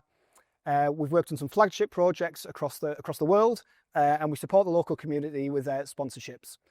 Now, we have a diverse range of services, and I'm going to take you through them. So offshore, anything to do with cables, low voltage, high voltage, fibre optic installation and testing. We also provide QA and QC and document controllers offshore. Now, it's a very process and documentation-led industry. So to support with that, we have our own software. The software, single source of truth, captures all data on-site and off-site and drives a lot of efficiency and a lot of savings. Digital twinning is my favourite. Imran mentioned it. We offer LiDAR services, we offer photogrammetry, we use VR for training. The overall object is to reach live sensor and monitoring in our twins with predictive maintenance. And finally, we have our digital asset management solution, where here we can track assets all over the world. We use QR codes, RFID, where you can capture all the safety critical information, inspection information about assets, and understand how your assets are performing. So why? Well, we're passionate about what we do, but we've actually worked in the industry. We recognise there's a lot of inefficiencies. We recognise there's a skill shortage. We mentioned about growth at the start. There's huge growth coming, and the only way we're going to be able to service the industry is by getting slicker, and we can do that. The demand is there, and it's all about digital integration.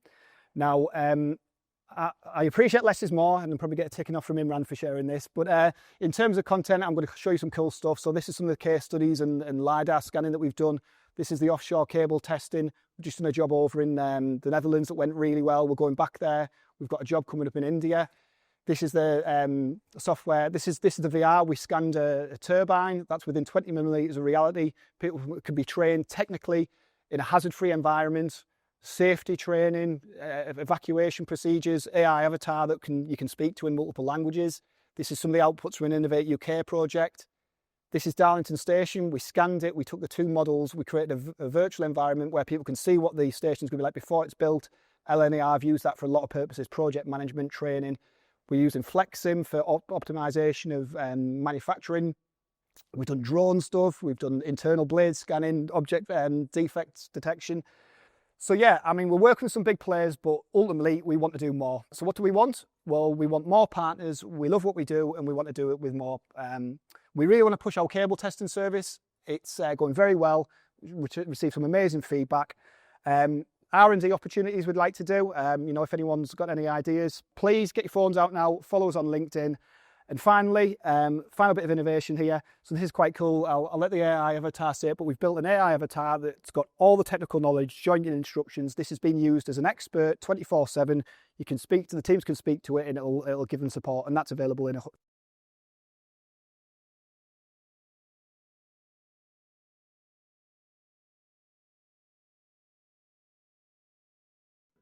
So if there's any interest, please come speak to it at the end. Thank you.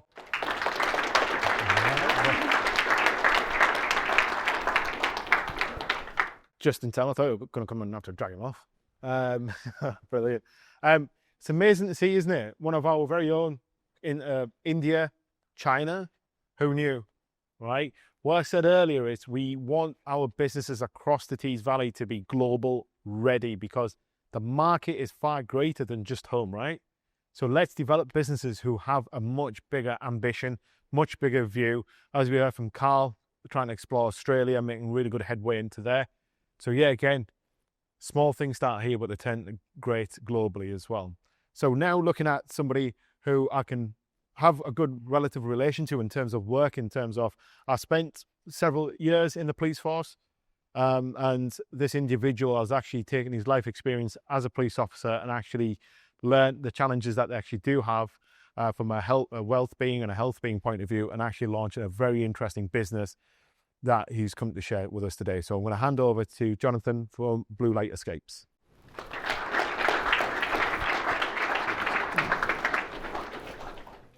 Good afternoon, everyone. My name is Jonathan, and I am the founder of Blue Light Escapes. We are an online travel and wellness platform for the Blue Light and Armed Forces community here in the UK. Please could you just take a moment to remember that in life and death situations, human beings just like us who have loved ones at home, they're the ones that run towards danger and potentially put their lives at risk for the rest of us. And it's really important that we look after them as a community. They every day take risks, and what we want to do is enhance their well-being to make sure that they are looked after. Our vision is clear and our mission is clear. Sorry, I know this because I have been a police officer for over a decade. I have seen the toll it takes on people, and I wanted to do something about it. The problem then, so people on the front line are facing unprecedented levels of stress, physical and mental trauma, which is leading to burnout. We want to make experiences in travel affordable and offer tailored support. And currently there is no easy way or one platform where the Blue Light and Armed Forces community can go to book regular breaks. The solution is Blue Light Escapes and our platform. We have made the booking process seamless for our members, and we're offering a 24/7 concierge service to assist our members on the phone if they need be. So if somebody wants to speak to a human, they can. And our mission is to encourage our members to take regular breaks to enhance their well-being. Our product, spent a long time on the look and feel of the product. We have made the user experience as best as we can, the functionality, just like any other travel platform out there. We are not just about bookings, we're also offering a wellness hub, which will be a lot of information on how we can encourage our members to enhance their well-being. We're offering a directory of our wellbeing partners, which is organisations that offer wellbeing services to our members. And we're also offering a travel journal, which will encourage our members to maybe explore destinations that they might have not gone to, or try new things. We've got a really exciting product roadmap, which is split into 3 areas. We've got the platform, travel and foundation. Our platform is launching this year with holiday rentals in the UK and also overseas. By the end of 2026, we'll have a collection of spas and retreats. Then by the end of 2027, we'll have hotels and B&Bs and also home exchange service, so our members can exchange homes between each other, which is quite cost effective. And by the end of 2028, we'll have campsites and motorhomes. On the travel side, by the end of this year, we'll have a team of travel consultants in-house where we can put package holidays together, cruises and flights for our members. And our foundation is something which I'm really excited about, which hopefully will launch at the end of next year, which is our charity, which we'll feed some of our profits into and raise corporate donations, and we'll give back to members who need it the most. So it could be due to financial hardship, or it could be due to illness or injury. Our achievements so far, so we've trademarked our brand, protecting our identity. We've partnered with over 50 Blue Light organisations so far. That includes NHS trusts, police forces, fire brigades, demonstrate a really strong buy-in, and there's a lot of interest for corporate memberships as well. We've partnered with over 5 holiday rental agencies in the UK, and we're ready to list there well over 1,000 properties. We've obviously been successful on the Forge programme, which has been excellent, and will hopefully unlock some grant funding, which will allow an investor to come in and de-risk their investment.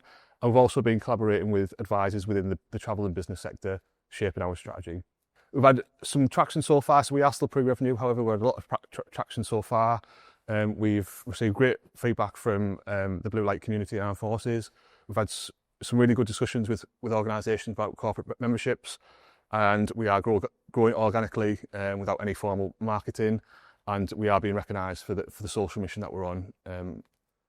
Just a very average board average. So you've got some big players in the travel industry there. This is just to give you an example. So our revenue model is quite simple. We have a membership model which allows us to generate revenue and lower our fees for our partners, which in turn our partners then can lower their prices for our members.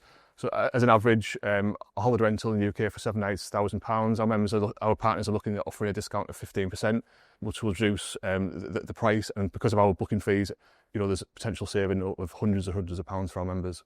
Thank you very much. I appreciate your time, and any questions, I'll welcome them after the pictures. Thank you.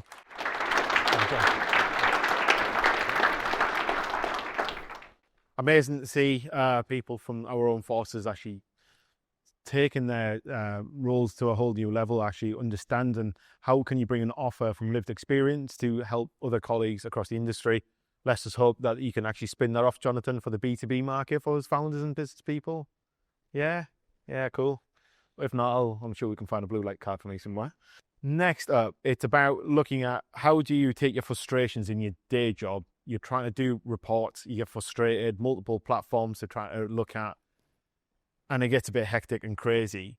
So one of our very own has came up with a very interesting platform that actually simplifies quite a lot of that. So to talk to us about it is Kieran from Marketing Engine.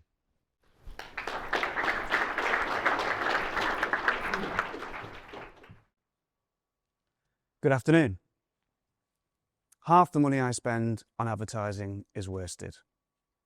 The only problem is, I don't know which half. Now, I would love to have come up with that and that'd be my saying, but unfortunately, someone got there before me. John Wanamaker said that well over a century ago. And unfortunately, the situation is not much better today. In fact, it's probably quite a lot more complicated. We've got more channels, more audiences than we've ever had before. So for marketing professionals, and anyone working in teams or in a business or an agency, trying to prove a return on investment for marketing is incredibly difficult. And why is that? That is because they can't always understand what which activity or which combination of activities are actually driving their results. This leads to a huge amount of wasted time, money, and also reputational damage for anyone involved in marketing, a lost opportunity for any business trying to drive their marketing activities. There we go. Why is this? It's because we literally can't see the connection between what activities we do and what results we're getting. And that's because marketing planning and marketing reporting are in completely different silos. Both of these activities are absolutely crucial to the success of any marketing campaign. But at the moment, they sit completely separately. Planning needs to be executed and delivered, and also reporting tells you what that planning's done, but there is no bridge between those two parts of this equation. That is until now, and that's where we come in at Marketing Engine. We've developed a platform called Marketing Engine that is literally that bridge between the planning and reporting and marketing. We've created a website that users can go on, create an account, get themselves registered, choose their subscription level, and get started with their planning and reporting. We've created a dashboard that uniquely visualizes the correlation between planning and results. Users can get on, create their marketing plan, share that with teams, management, clients, and any of the stakeholders involved in their business. They can then start importing their data and overlaying that on top of what we call a canvas to start showing the correlation between these sometimes disparate sets of data, showing which activity, or more importantly, sometimes, which combinations of activities is actually driving their results. We have an API with Google Analytics, so anything you're tracking in Google Analytics can be brought through into the platform.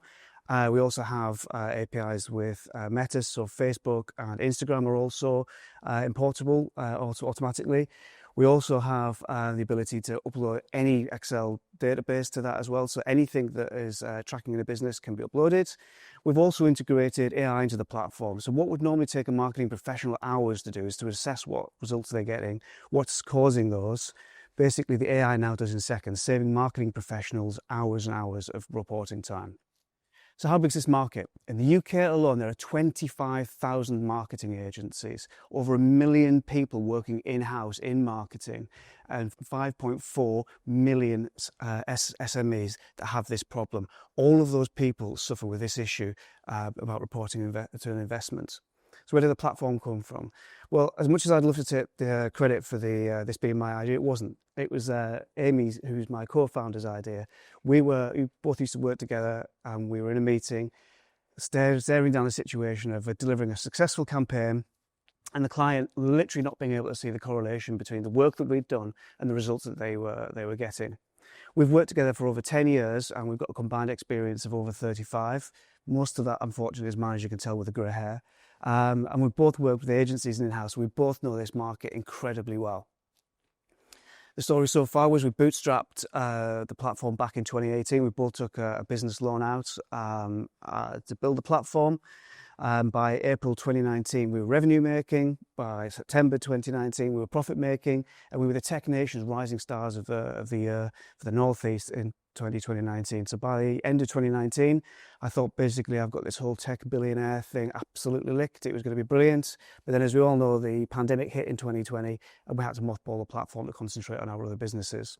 That was until 2023 when we relaunched the platform, and my agency, Different Narrative, now uses that platform every day as the heart of its reporting suite. We've also last year worked with Ignite and also the guys at Innovation Super Network to help us try and commercialise this. And last year we were successful in securing some Innovate UK funding, which allowed us to develop version 2 of Marketing Engine, which has been tested by a large number of marketing professionals. We now have that feedback, and we have got the fantastic opportunity with the backing of the Tees Valley Combined Authority to now implement those changes and launch version 3 of the platform in a matter of weeks. So what's the ask? Very, very straightforward. 3 things. Number 1, customers. We're launching this new version of the platform. We need some people to come on board and start using it for us. So if you'd like to start understanding what's working for your business and your marketing, please see me afterwards. We're also looking for a funding round over the course of this year as well. So if you're able to help us with that, please come and see me afterwards. And finally, but really straightforward, world domination. This is an absolutely huge market for our platform, and we'd love your help to take over the world. Thank you very much.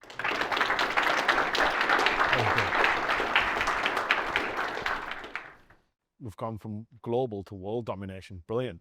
Love it. So yeah, again, products and services can be born from within our own very own companies, such as from Kieran's. Frustrations sometimes lead to the best businesses that have ever been born, right? Slack in itself was born from frustration, and it was sold for multi-billions of pounds from internal communication problems. Now, from the next problem that we're going to look at is coming into the green space again. We're all fully aware by now the sheer damage of plastic waste does.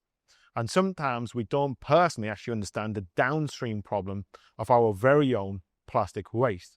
If we look in our pockets, look around us right now, we're all carrying some sort of plastics. But what about if there was an alternative? I'm really proud to be stood here today to introduce Mike from Chestnut Bio, who have done exactly that. Mike.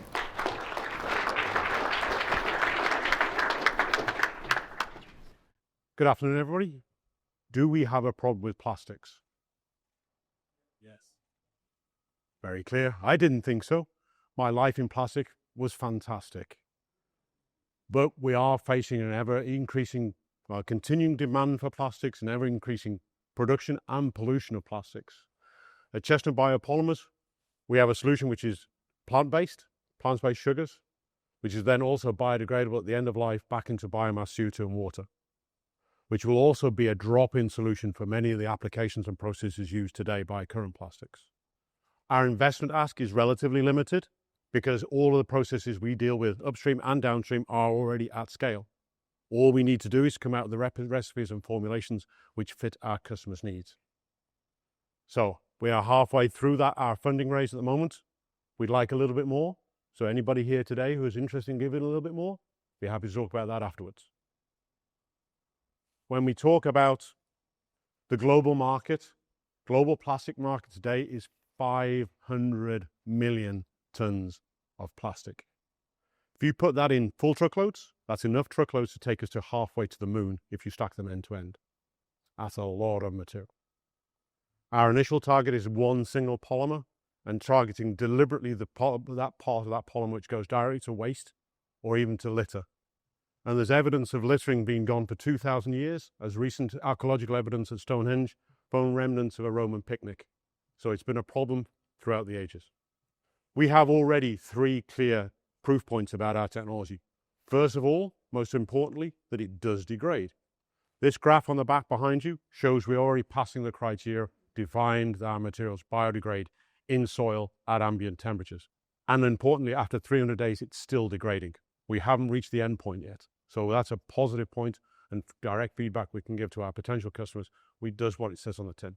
Second proof point, quite clearly, and there's a lot of solutions out there in the bioplastics world about alternatives for the materials, but unless it fits into the existing manufacturing chain, many customers will turn you down. They've got to alter the tooling, they've got to alter their process, their applications, they're not interested, even if it does degrade at the end of life.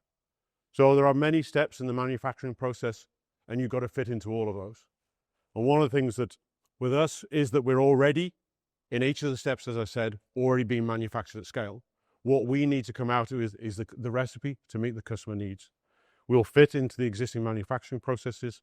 And I have one example behind me, coat hanger, and I have another example in front with me as well, which is a cable tie. The company that makes this in the factory we're dealing with initially makes 100 to 120 million cable ties a week. I did have 3 with me. I only have 2 because now one has been used for an emergency repair of somebody's handbag. So if anybody wants to see a cable tie in action, there's one over there. Third point, quite clearly, without this, we need initial customers. And our initial customers already, we've got 3, 1 in cable ties, 1 in coat hangers, 1 in electrical packaging.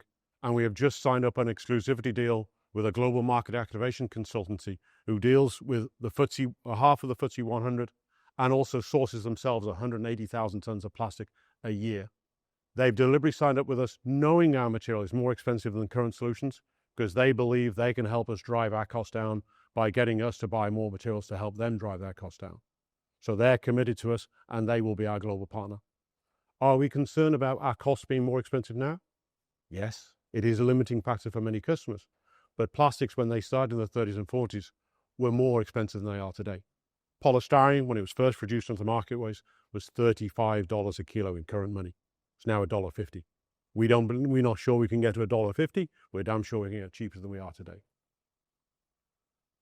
We are an experienced team, led by myself. I said my life in plastic, 35 years of plastics industry experience. That's what been doing for the last 35 years, is taking technology, scaling it up, bringing it to customers and make sure we can make money from it. And if you're not making money with technology, it's not worth doing it.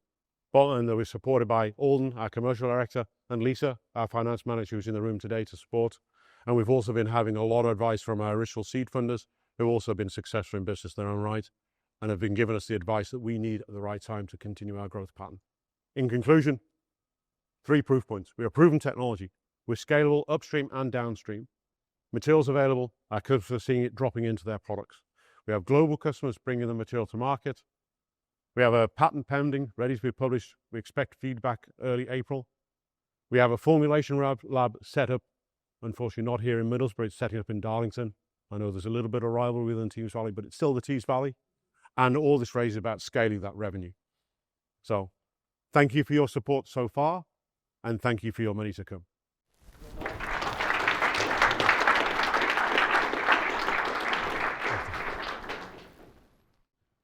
Love the motto as well, made robustly, not to last, same as that lady's handbag. Next. Anyway, so going back, now we're going to look in the world of brewing now, right? Yeah, again, probably not something you expected coming here today, right? By the way, you've heard this here first. These guys are going to be bigger than Brewdog. No pressure.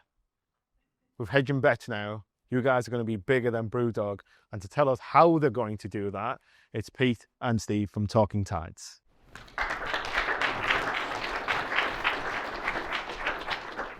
Hello everyone, so I'm Steve, I'm the co-founder and head brewer over at Talking Tides. And I'm Pete and I look after commercial and growth activities at Talking Tides. So we haven't got long today with you all, so I'm going to start with some key messages. We've got no debt in the business and we have 2 owners, Steve and myself.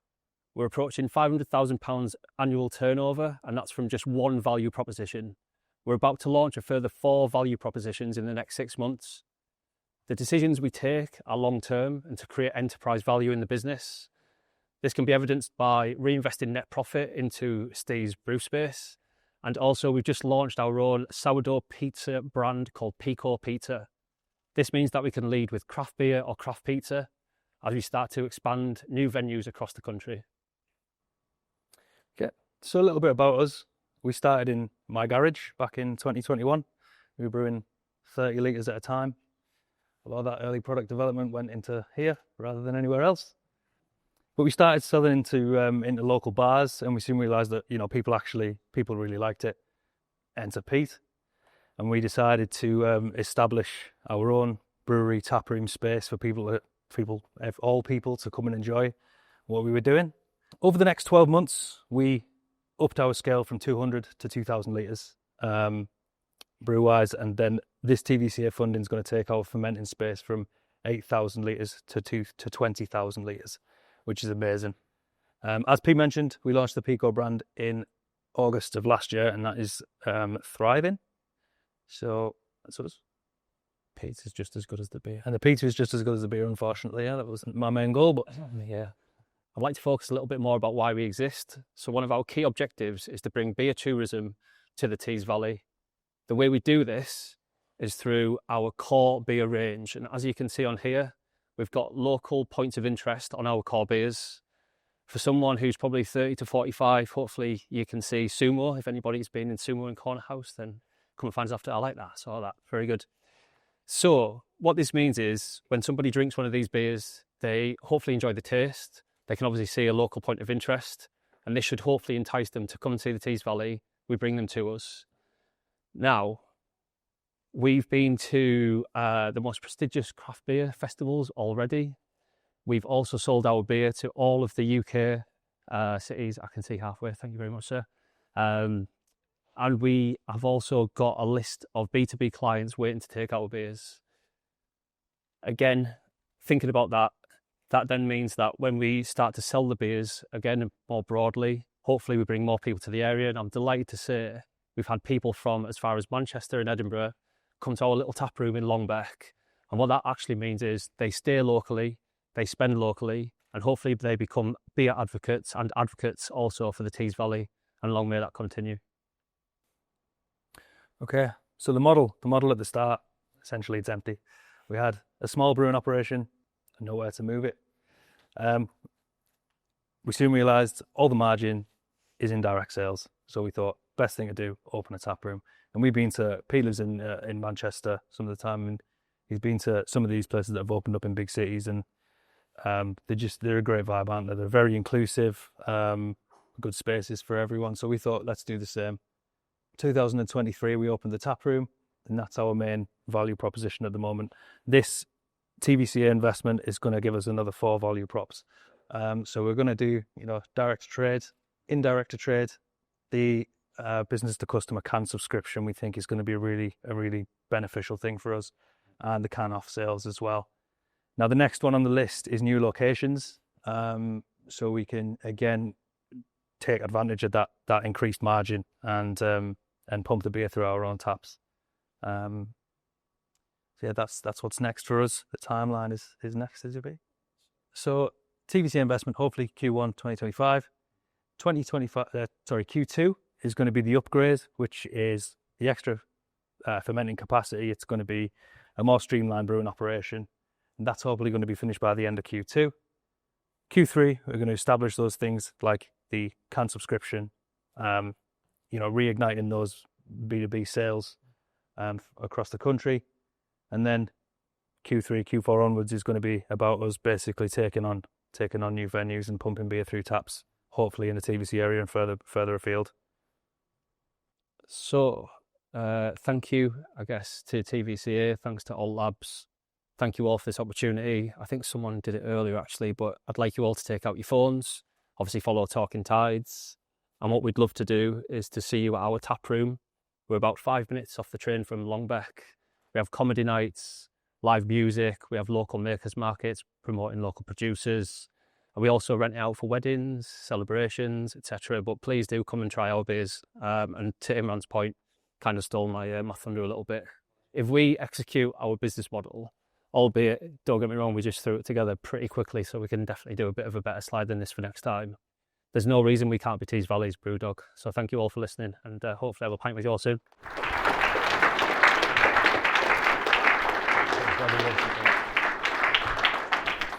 Yeah, amazing. By the way, Pete, loving the branded Talking Tides vans. If anyone sees them, they're pretty cool, and I think we all need to get a pair of those off him. Next is another business that's actually developed a proposition based from the back of a client problem, and actually went, do you know what? This is a problem that's a much bigger scale that's probably affected pretty much most of us in this room. So to tell us what they're doing about it and what that problem is, Mark from Better.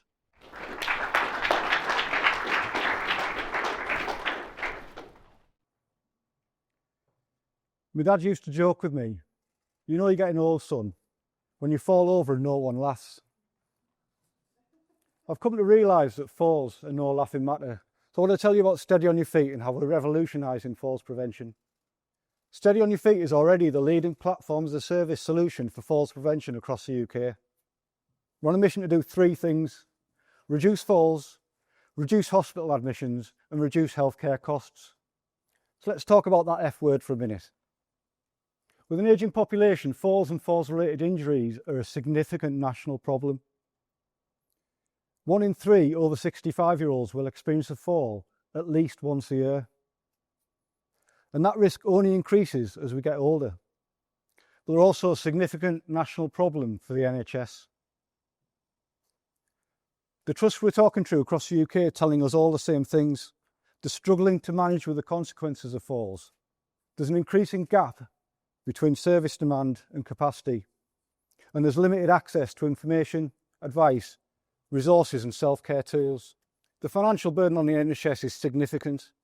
For every person that turns up at A&E due to a fall, there's an estimated admission cost of over £22,000, which means the annual cost to the NHS due to falls is in the region of £2.3 billion. Let that sink in for a minute. The work that we're doing in Steady on Your Feet is directly aligned with the government's 3 big shifts for the NHS. Shifting care from hospitals to communities, shifting mindsets from treatment to prevention, and shifting access to information from analogue to digital. We're helping the NHS take a big step forward. Our platform allows individual NHS trusts and local authorities to create their own dedicated, customised and local falls prevention and healthy ageing online hubs. Designed directly to align with NHS guidelines for usability and accessibility, our platform features the most comprehensive falls prevention and healthy ageing library available in the UK today. It features a staying active library with dedicated evidence-based strength and balances online classes to help people stay active and independent for longer, all supplemented by individual support directories for local services for each individual NHS trust. Our online self-assessment tool allows users or people on behalf of a user to take a series of online questions and develop their own individual falls prevention action plan.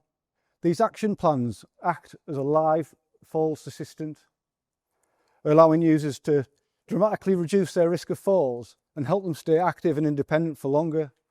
They can download and share their action plans with friends and relatives, take it with them to GP appointments, and automatically refer themselves into local specialist support services.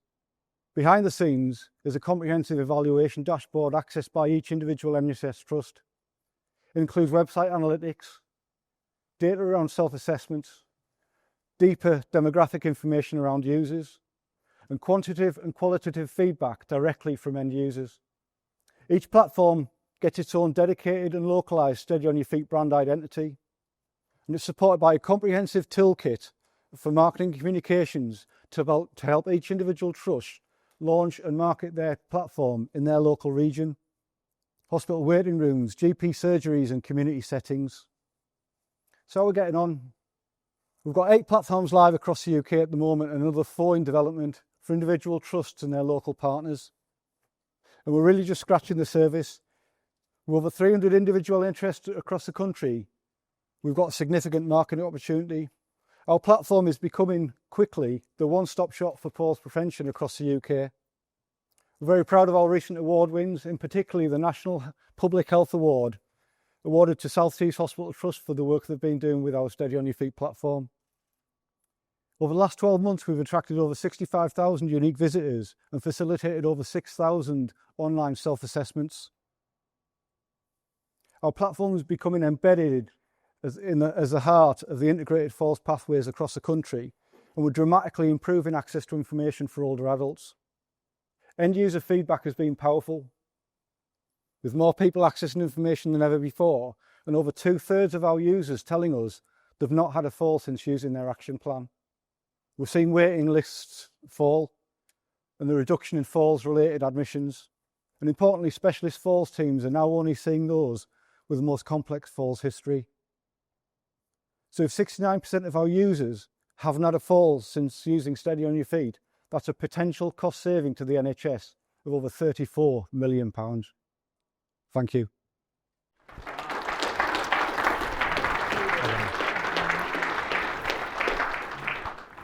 Yeah, a great platform that's going, if we look at how many people do we know in our families, the elders in our family who do have incidents, and I think it's a fantastic initiative, fantastic platform that educates people and, again, helps to reduce costs in the long run for the NHS, which is better for all. Hopefully reduces our taxes as well at some point.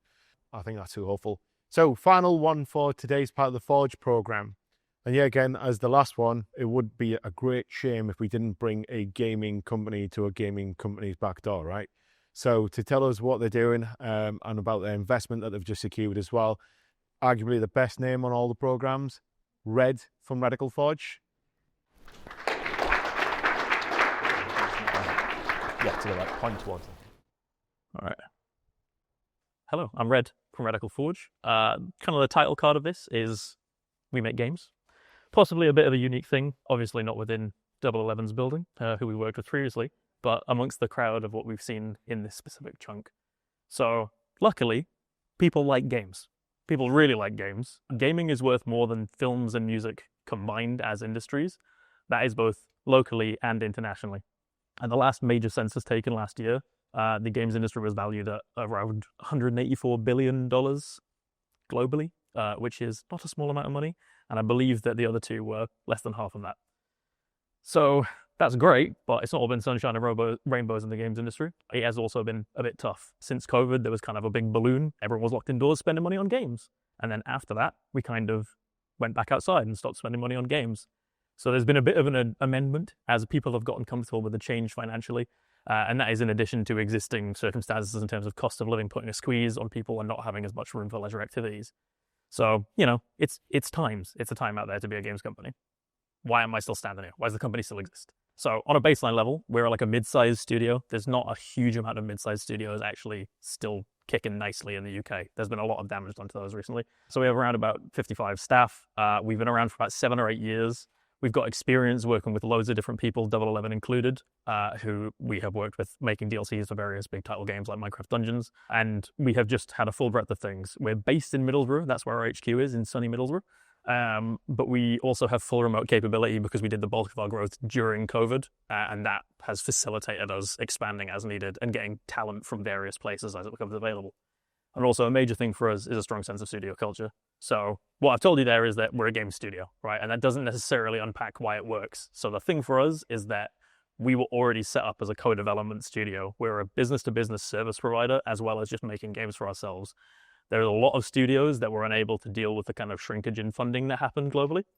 And we were luckily set up already with a massive network internationally of games publishers and platforms who we're on good terms with. And that has helped facilitate a huge amount of opportunities for us that others have struggled to access whilst we've been in this kind of tight time. We've also learned over the course of the 7 years to have a sensible approach to growth. There's a lot of game studios that will tend to kind of pull in a lot of staff quickly to jump on an opportunity. We've developed an angle on that where we try and work with other studios of similar scales to come together and take on larger projects so that we can have a more sustainable growth overall within the industry, which also supports other companies who can then make games who we can work with. So it's kind of a self-perpetuating thing. So yeah, that is kind of just a high level of a bunch of different clients we've worked with. Far from all of them, there is too many to stick on a single presentation and actually get a full outline of over the last 7 years. But Double 11, obviously a big one. We've done DLCs working for Million and Flix Interactive, CodeSync on a bunch of different VR games, Observer Interactive we were really close ties with because the guys that founded it were Radforge staff who wanted to fork out on their own, and we kind of assisted them in getting set up. And we're now trying to log down some new stuff. Major one on there that's worth noting is ZeniMax Online, of which we are their kind of primary foot in Europe for technical outsourcing on a major project that they have, which sadly I'm not allowed to talk about, as is the case with quite a lot of these things. But we have a very good reputation with them. When they were bought by Microsoft, they asked us to stay with them specifically so we could keep facilitating that relationship. So we're pretty entrenched. But that's basically meaning without the team, they is Radforge, because we want to make games, right? So we have a skilled set of developers that work at Radforge. The main thing is everyone is interested in games, right? People are in games to be creative because they grew up with games, they have a personal interest in it, they want to do creative problem solving, they want to meet people who work in the same way they work, and all of that is kind of what makes the team, rather than just being a bunch of people doing individual jobs. So though we have a massive list of different skills, feeding creativity on the different projects that we do is a major component of all of this. And with that in mind, ooh, stop music, unexpected. Okay, so this is a game that we've currently made that I hope you can hear me over the top of. Okay. But basically, we've been working on a game internally for the last 3 years. It's something that we do because we are trying to maintain a creative business as well as being a profitable co-dev creation, basically.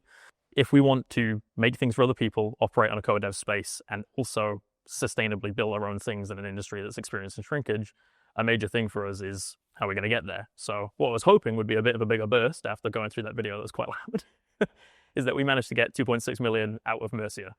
So thank you very much, Mercia, who I believe are in the room. It's very much appreciated that you wanted to work with us on this stuff and be along for the ride. What we're basically looking at leveraging that for going forwards is, so that 2.6 million for us reflects out as spending active effort in strengthening our team. We've had a lot of growth, quick growth, people coming into games, all that kind of stuff. Who are kind of new to the scale we're trying to operate at. So we're strengthening the team and building out processes with people who are experienced new hires who've worked in games in various different other studios like Avalanche, for example. And that is with the intent of us being able to maintain sustainable growth long term in the future. We want to get our main game out, which is called Southfield, which is physics online platforming game. And then in addition to that, we're trying to continue locking down key contracts with people we're already in discussions with, of which there is several, and unfortunately I am genuinely not allowed to discuss. So awkward. But that's kind of the high level of all of this. In addition to this, as we're going through the process of sorting out all of our different angles here, the Forge program has been of a huge help to us because it has helped us get an outside perspective from a non-game space on how we should be approaching things like validation of games, making sure that we're building things in manageable, sustainable methods, so on and so forth. So yeah, if anyone wants to in any way have a conversation about games, knowing that this is what we do, feel free, come and find me, drop a message to us on LinkedIn, whatever. But that is the full kind of arrangement for Radical Forge. Yeah.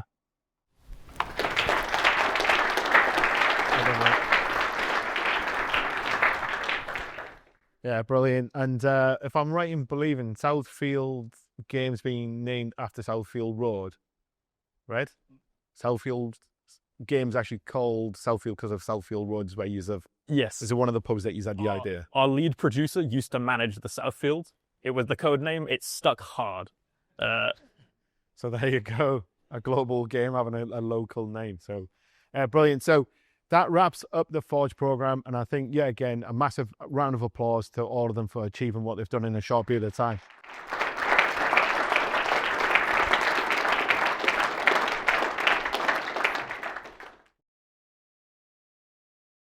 Which is, as a reminder, these are the incubator businesses that have been on a program for around 5 to 6 months, where we've taken them on a gradual progress throughout. And hopefully today they're going to talk about the progress they've been on and where they've ended up and the traction they've made in a very short period of time.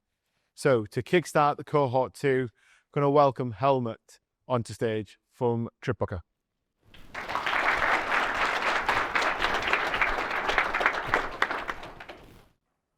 Hello everyone, my name is Helmut Okike and I am the founder of TripBooker.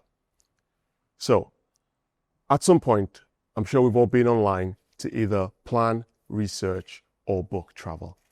And we do this because that's where all the prices are. And you wouldn't be wrong. In 2023, 600 billion was spent globally on online travel sales. 210 billion of that was done by Booking.com and Expedia alone. And we Brits got back in the game and we spent 60 billion online on online travel. Post-pandemic, the pandemic taught us that actually, you know what, we want to spend some more time with our friends, with our family. So what's happened is that people are now taking 2 or more trips per year, which means that price is absolutely now a determining factor. It determines where we go, if we go, how we go, and when we go. And with people now spending over £1,000 per person for a family of 4, that's £4,000. I'm a family of 7 for my blessings. That's £7,000. You're spending a small fortune. So what do? We go online because we must get a deal. We've got to go away. So it's website after website, algorithm after algorithm, hours, days, weeks, just making sure we scour the website universe trying to get a deal. But we're still overpaying. And why is that? This is because the deals that you see online are the online deals. These are what's published. Offline prices, which you don't have access to, are actually curated, and they're curated by independent and self-employed travel agents who most of you have never heard of and probably never booked with. But yet there are 50,000 of them in the UK, and this is growing, and there are 500,000 globally, and this is growing as well. They have access to all the online prices that you see. They have access to that, and then they work hard to try and beat them. They also offer a personalized service, and this is all free. They have access to all the perks, upgrades, etc. But how come you don't know about them? This is because there's limited visibility. Their networks aren't very large. So what they do is they spend about 120 to 150 hours per month creating content, hoping that you guys will stumble across them. And then they've got word of mouth, and that's only as big as their personal network. And that in itself is limited. I'm introducing TripBooker. TripBooker is a first-of-a-kind marketplace. We aim to bridge the gap between independent travel agents and travelers.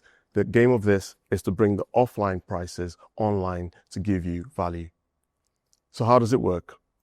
You come onto our website with your travel requirements and you submit it to our network of travel agents.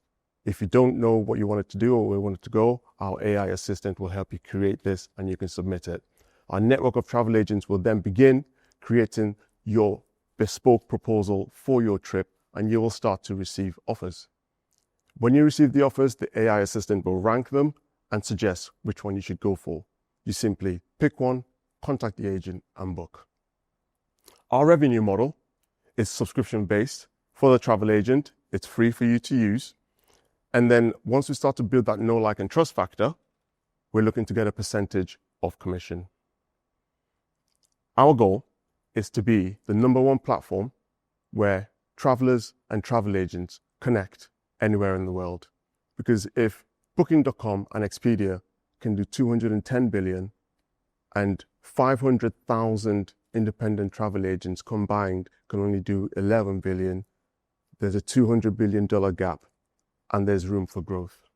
So what makes TripBooker competitive? First of all, it's our business model. We are here to empower the independent travel agents, not compete against them. I can't see Booking.com bringing them on board and sharing their profits with them. Secondly, we are truly a price comparison site because we are unbiased. They have access to the online prices and we bring the offline prices, which a lot of these platforms cannot do.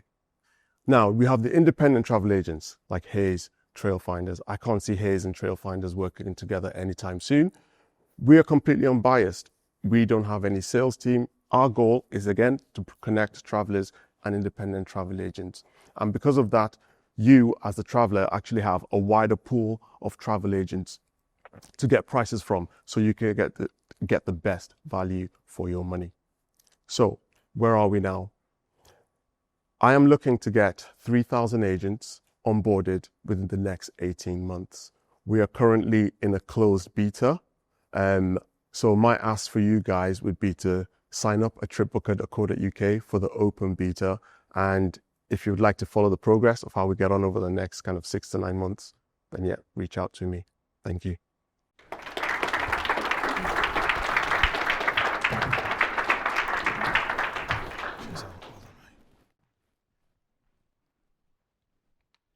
Brilliant, Helmut. Thank you very much. And yeah, so So what happens when you put product people in front of a problem? They always come up with a really good solution, and really looking forward to seeing Helmut's business actually expand. He's already gone from a team of 1 to 5 in 6 months, so we're already seeing some significant growth and traction within his company.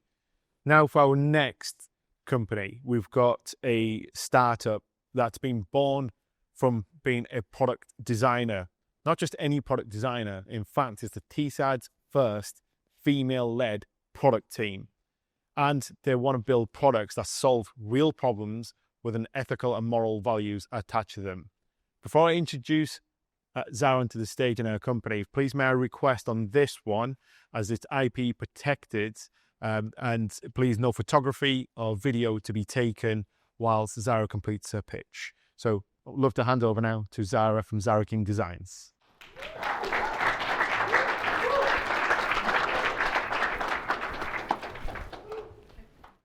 Hi everyone. February 2020, I decided to put my happiness first and quit my job of over 10 years. So a month later, March 24th, 2020, I decided to step into freedom. Now, I don't know if anyone else remembers what happened that week, but the universe had other ideas. But I stand by it being the best decision I have made, apart from marrying my wife, if she's listening. Because in September, I decided to have a creative career and to go to Teesside University, study product design, and I didn't look back. I had a fantastic time. I was there. I did some really cool things. I won some really good awards, but I kind of didn't really fit the mould of what a normal product designer might be, or the product design career. I focused on really fun things like leg ulcers and euthanasia because I wanted to use my newfound powers to make the world a better place. So I didn't fit the product design mould of a career, but I decided to make my own. So I created Zara King Designs Fixing the Forgotten, the first female-owned product design company in Teesside, focusing on issues and problems that most people find too uncomfortable to talk about, such as health, food insecurity, or even death education. I work with other clients to bring their amazing ideas to life, and I also work on my own innovations. The first forgotten that I want to focus on are the tens of thousands of bedbound patients across the world that are suffering needlessly. Originally inspired by my wife, who was a nurse, and she trained during COVID, and we thought that COVID was going to be the worst part of it, but it wasn't. It was these. I am allowed a prop, so here you go. Pull bedpan liners. If you're bedbound, in most healthcare settings, this is kind of your only option to relieve yourself. Now, to kind of put that into some context, could I have a very brave volunteer? Oh, thank you, Oz. Now, take that, only sit on it, nothing else, just sit, and if you do it without crushing it, I'll give you £10. Hands away.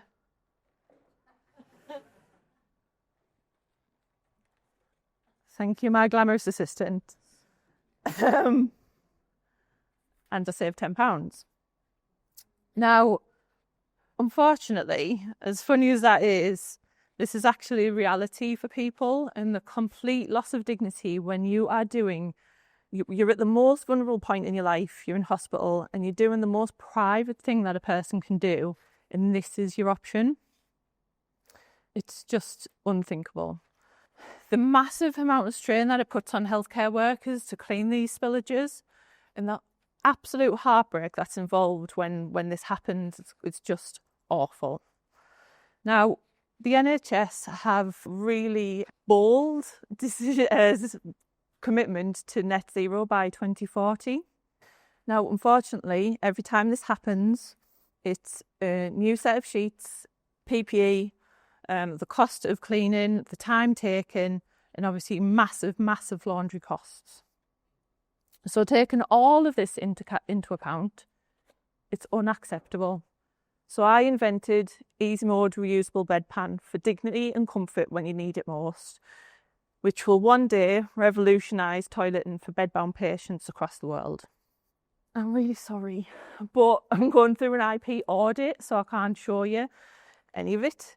But if you are interested and want to know more, I have a really nice NDA that you can come and sign, and then we can talk as much as you want.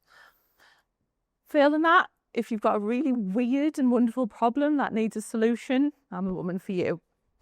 Thank you so much to the TVCA, Alt Labs, everyone involved in this amazing opportunity for everyone here. And thank you all for listening today. Let's fix the forgotten together.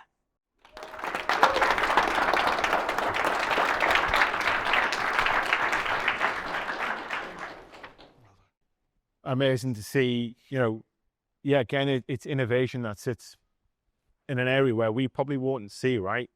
We don't probably get up in the day to see these as a problem, but these are problems that sit within the NHS and other industries.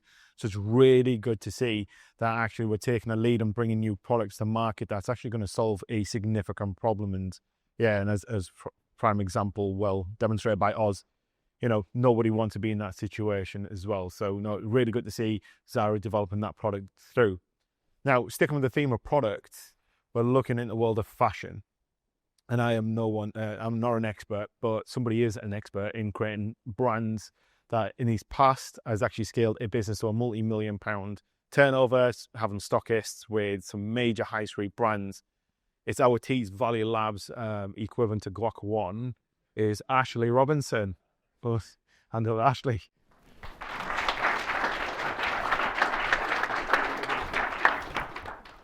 Today, I'm here to talk to you about Studio Sapien. But first, I want to share with you a personal story.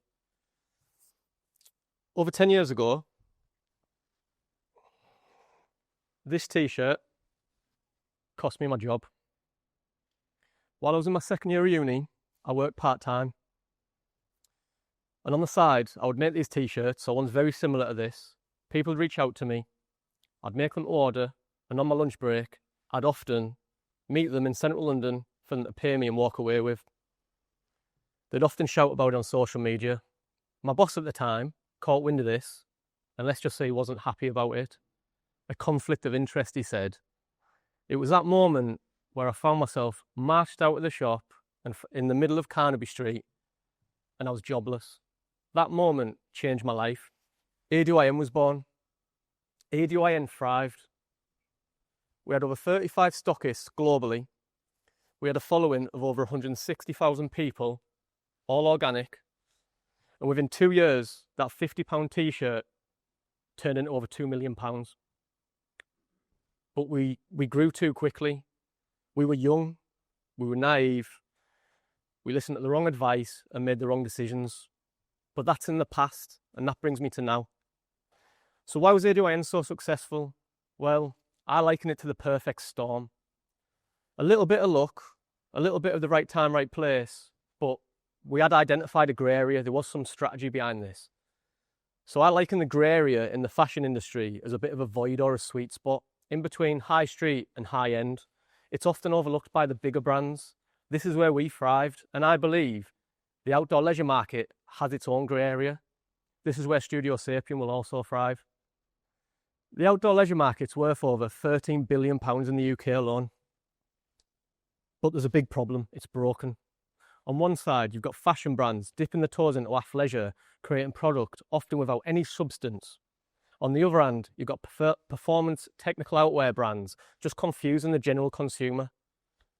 They're stuck in the middle. The product's over-spec'd, overpriced and over-engineered. This is where Studio Sapien comes in. We build product for movement, whether that's a daily commuter, the weekend hiker, or just somebody who appreciates versatile, well-made product. Our goal is incredibly simple. We are bridging that gap. We are that middle ground. We are going to clean up in this area. Good price point, a retail that makes sense to the customer as well as being financially viable for the brand. So I've got over 10 years of experience within the industry. That spans from fashion, sportswear and outdoor leisure.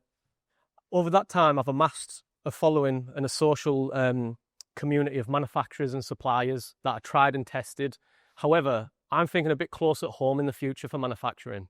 I want to build a hub right here for manufacturing product. A UK brand UK designed, UK manufactured. The outdoor industry is booming at the moment with hiking groups, trail collectives, bouldering groups. It's huge. This is our target audience. We are going to embed ourselves within these communities as well as build our own. Brand ambassadors won't just wear our product.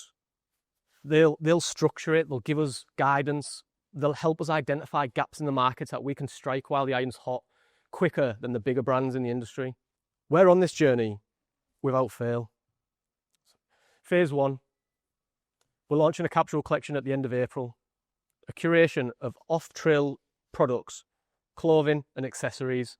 Phase 2, off the success of that, we're going to expand our product range into technical outwear. This is our defining category.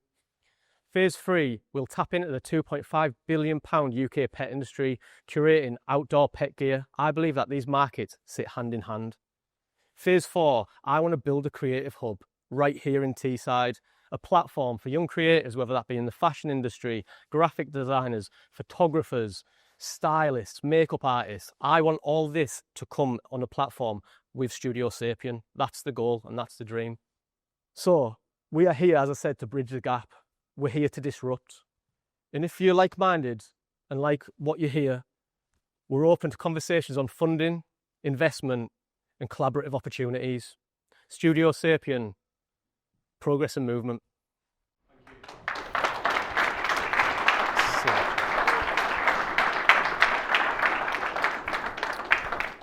Amazing, and I'm sure I have every faith in Ash going on to become bigger, I reckon, than Gymshark and represent as well. He's been there, done it before.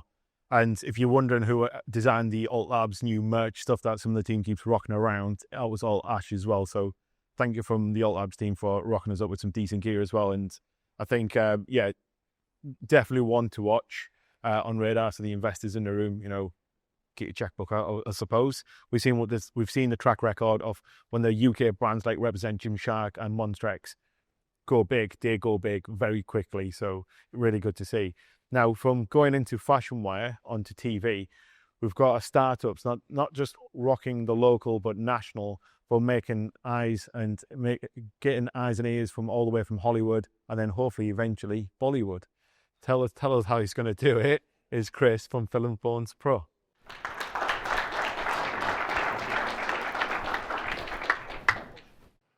Everyone in this room will have seen a film or a TV show, and most of you guys will have also at some point spotted a mistake, whether that be continuity or a plot hole.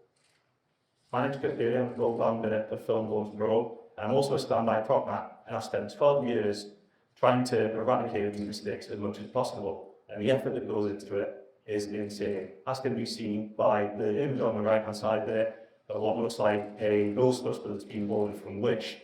And that was on a show called After the Flood, where we built a street and flooded it to film it. Also on that show, we came up with the constant issue of whenever we wanted to film a mobile phone that was used as a storytelling device, the same issue was on every single show that you can see there. Oh, people say to us, why not just use your phone calls? There's a number of issues that we face. Clearance issues with the network provider that can't be removed from the phone. We also have continuity issues, such as the time, battery level, and date that can give away the time of the year or can jump between scenes. The final thing is the lack of signal. We've filmed a lot of remote locations that have no service. The amount of times I've been stood on the side of a hill in Rochdale, desperately trying to get a little bit of signal so that we can film a scene, it's something I think we couldn't take any longer. So how do we do it at the minute? As part of our career, we have a graphic designer. They help design the screens to make them look as real as possible, send them to a playback company, who then make them animatable and triggerable. They send that back to the graphic designer, who then sends it to us on the floor, and we hand it to the actor. Too many steps, too many things that can go wrong, and too many issues with mistakes and scaling issues. This costs, on average, £100 per phone call, and anywhere between £200 and £400 per text message thread that you see every time you see it on the screen. So what is Film Phones? Film Phones is the first fully customizable motion graphics app designed for TV and film. We built an app that is able to be used, and It's easy for the crew members. Here are the benefits. You can create as many calls and text messages as you want. Simple and intuitive. And there's no mistakes that you can go in and change them as and when you need to, taking the graphic designer's work off their desk. The simplicity can be seen with the little GIF of setting up before. This is something that would normally take hours, which is taking 20 seconds on here. Other benefits are the flexibility. In an ever-changing, fast-paced industry, the script changes and schedule changes happen and occur so quickly and regularly, we can change it at the drop of a hat. We also offer licenses, which helps with budgeting, one fee, and have unlimited graphics to make your show. The fully offline capability saves me money in my hand on the side of the hill in Rochdale. Don't just take our word for it though. These are some of the networks and streaming services that have used our service so far. We've had some great testimonials back and some fantastic feedback. We've also received endorsement from North East Screen in Great England, who are major players in the TV film industry nationwide. The market is currently about 400 to 500 productions in the UK. Globally, that jumps up to 10,000 productions per year, so the scale of the business is huge. We're planning on attacking the US, Canada, and the UK as the trailblazer communities, thinking that we can grow them, everywhere else will follow suit. Thank you for listening, and I apologise if I've ruined any viewing habits for you by not listening to mobile phones. The next time you do see a phone, think of us, think of this pitch. Thanks a lot.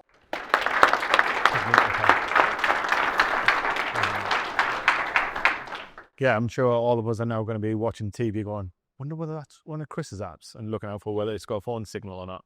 So brilliant, and obviously significant amount of traction already appearing onto TV shows that we're watching on a daily basis as well.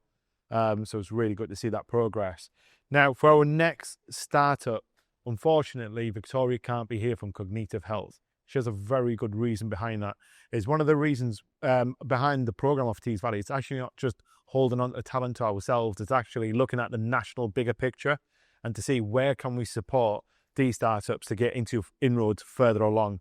And one of the key things we've been able to help Victoria with is actually getting onto the national NHS program, where she's secured a £100,000 grant to take her development of her ADHD mental diagnosis program to a national level. So yeah, again, I'm sure we can all excuse her for not being here today, but she has actually done a video for us to talk her through what she's done, how she's developed it, and where she's at in her journey.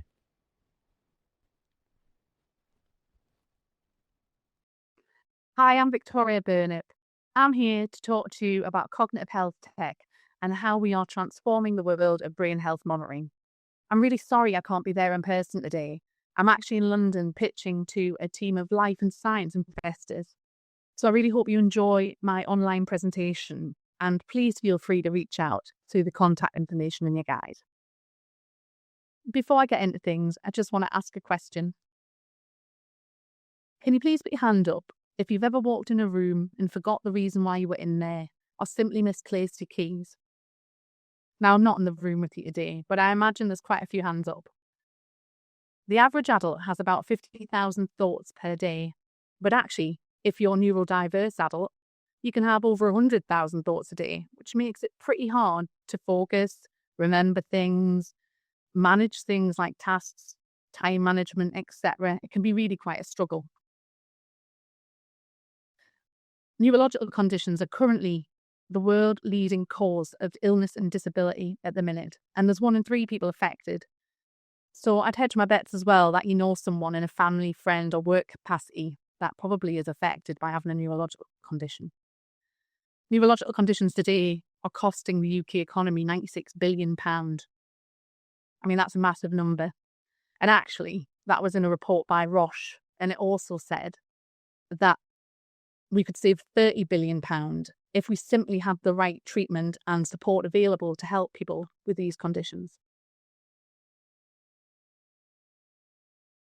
We've developed a really unique way to measure cognitive function, and cognitive health tech are basically in the process of working with developers to create a brain health monitoring tool that helps neurodivergent adults, whether you've been diagnosed or you just identify with some of the traits, to optimize their cognitive performance And it does this by analysing subtle changes in facial expression, language, tone of voice, behaviour, and speech to text.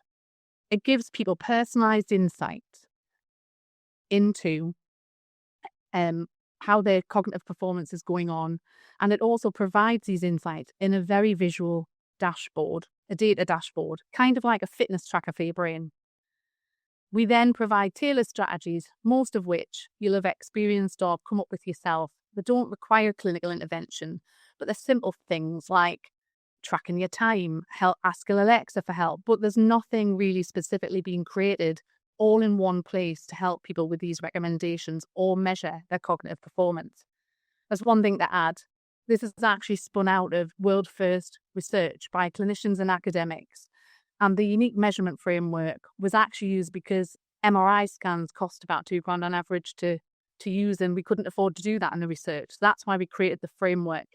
And our lovely postdoc monitored people over 250 plus video hours, analysing all these behaviours and changes to check that the model worked. And we're now currently using AI to speed it up, make it more efficient, and help people to access this support.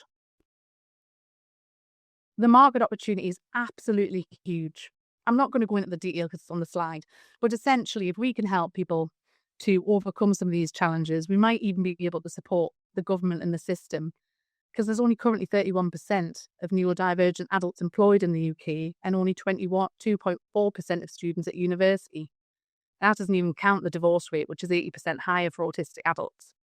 If we work with just 5% of that market, there's an opportunity here for £25.2 million in revenue per annum based on £15 to £20 per month for 12 months. And that's going to be done 3 ways: through subscription, licensing, because we want to license our measurement tool and help it become a medically validated device eventually, and an exit strategy. If you're interested, get in touch. I'm Victoria Burnett, and we're Cognitive Health Tech.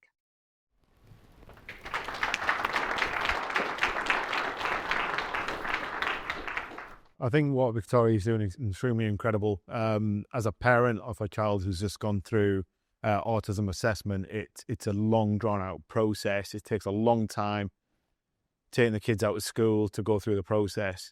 And to see that actually helping for adults to come and hopefully develop that application for children as well, to speed up that process, will bring a lot of ease to a lot of parents, to a lot of children, and to a lot of adults. And I think, yeah, again, it's the hidden stuff that we don't see where innovation can really kick into our day-to-day lives. And so really proud of Victoria for being able to get onto the national programme, and hopefully we'll see one of our very own progress to a much bigger stage as well to solve a lot of problems.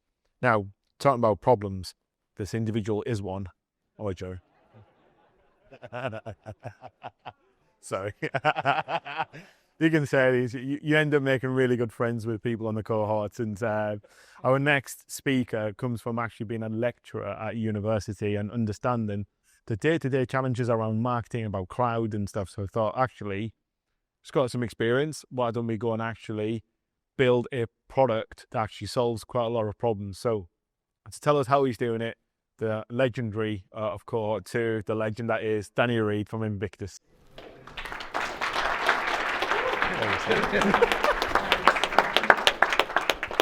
Well, no pressure from there. Thank you very much, Imran. Great. Yeah, so I'm Danny. I'm from Invictus Media and Marketing. So before we get started, I want to ask everyone here a very, very simple question. Can I get a show of hands here? Who on a daily basis works with clients? Who works with clients on a daily basis? Yeah? Quite a few of us. Right, keep these hands up if you believe this next statement to be true. That the most challenging thing about dealing with clients is actually the clients. Yeah? Yeah, we all agree there. That's good. Now, please keep your hands raised for this final question. On your fingers, can you show me how many times you've had trouble or challenges collecting payments from clients? Keep showing them if you, yeah, okay. So we've got a general consensus from all across the whole room that the biggest problem with clients is actually the clients, and then collecting payments from clients as well is a bit of a challenge. Who would even do this stuff? In 2024, interestingly, the freelancing community contributed £184 billion to the UK economy. That's a fair whack. And also, by 2030, the freelancing workforce is expected to be 50% of the workforce. Let that sink in for a moment. 50% of the UK workforce is expected to be freelance by 2030. That's a lot of freelancers. Definitely an increase on 184 billion per year. Now, this sounds great, doesn't it? What a time to be a freelancer. Unfortunately, it's not. 71% of freelancers last year experienced late payment from clients. Now, if you're a freelancer, a lot of the times you'll be depending on clients' payments coming in every single month. 72% faced ghosting, where they did the work, they delivered it to clients, never to hear from them again, or even get paid. Now, because of this, 45% of freelancers said that it had a negative impact on their mental health and their mental well-being. That's not cool. That's not cool at all. And interestingly, 35% of the UK's freelancers are neurodivergent, or as I say, neurospicy. Because I'm one of them. That means there's 2 million of us doing freelancing.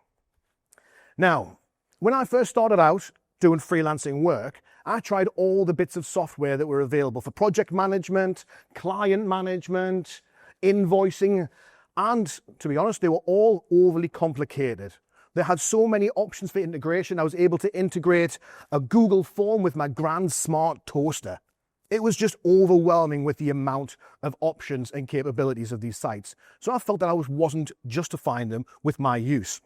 So that's when we came up with the idea of Echo 3.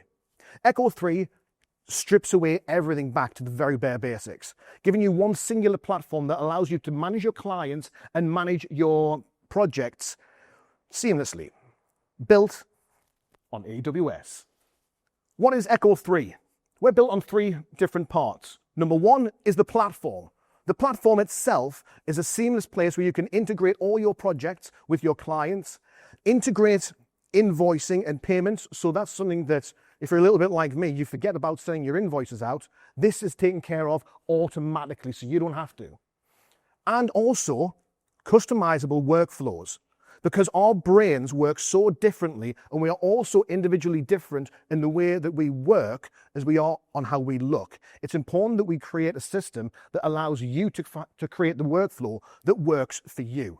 Second of all, Echo 2 is our storage platform. Now, I don't know about you guys, but this is a common occurrence for me of, where on earth did I save that file? Yeah? So our storage solution leverages Amazon Web Services, UK-based services, making sure that we comply massively with UK GDPR data privacy laws. But also it allows you to integrate your work programs and your storage to your concurrent workflows. Also, Echo 3, the final part, is our networking side of the program, the platform, where we bring together everyone. So imagine this is very simply a mix of Facebook for the community build and LinkedIn for the professional side, because we all love a good LinkedIn post. So bringing everyone together collaboratively. Through our research, it showed that our basic price plan of £37 a month will be received very well by the freelancing community, with an advanced option of £67 a month to white label this product throughout, with an added storage option of £2.99 for an extra 10 gig of storage. Our growth plan is to launch this September, and every 9 months open into a different region across the UK. Our goal is a 5% penetration of the freelancing community in each of these areas over a 3-year period. This 5% penetration, linked up with 3% growth over a 5-year period, will take our platform to a recurring revenue of 13.8 million per year. So, Echo 3, there is beauty in simplicity. Now, let's talk investment. Thank you.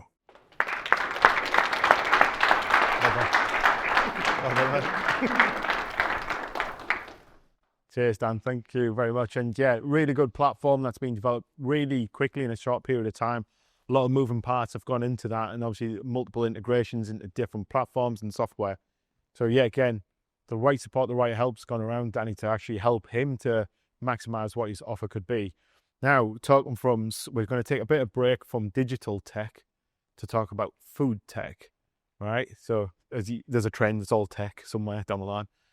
If not, we'll shot a tech on at the end of it anyway, because it sounds good. So looking at how we can redefine some of the food options that we have.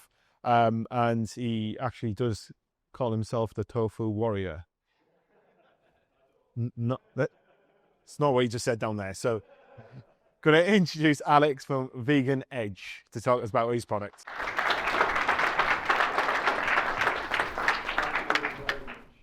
How do you know somebody's vegan?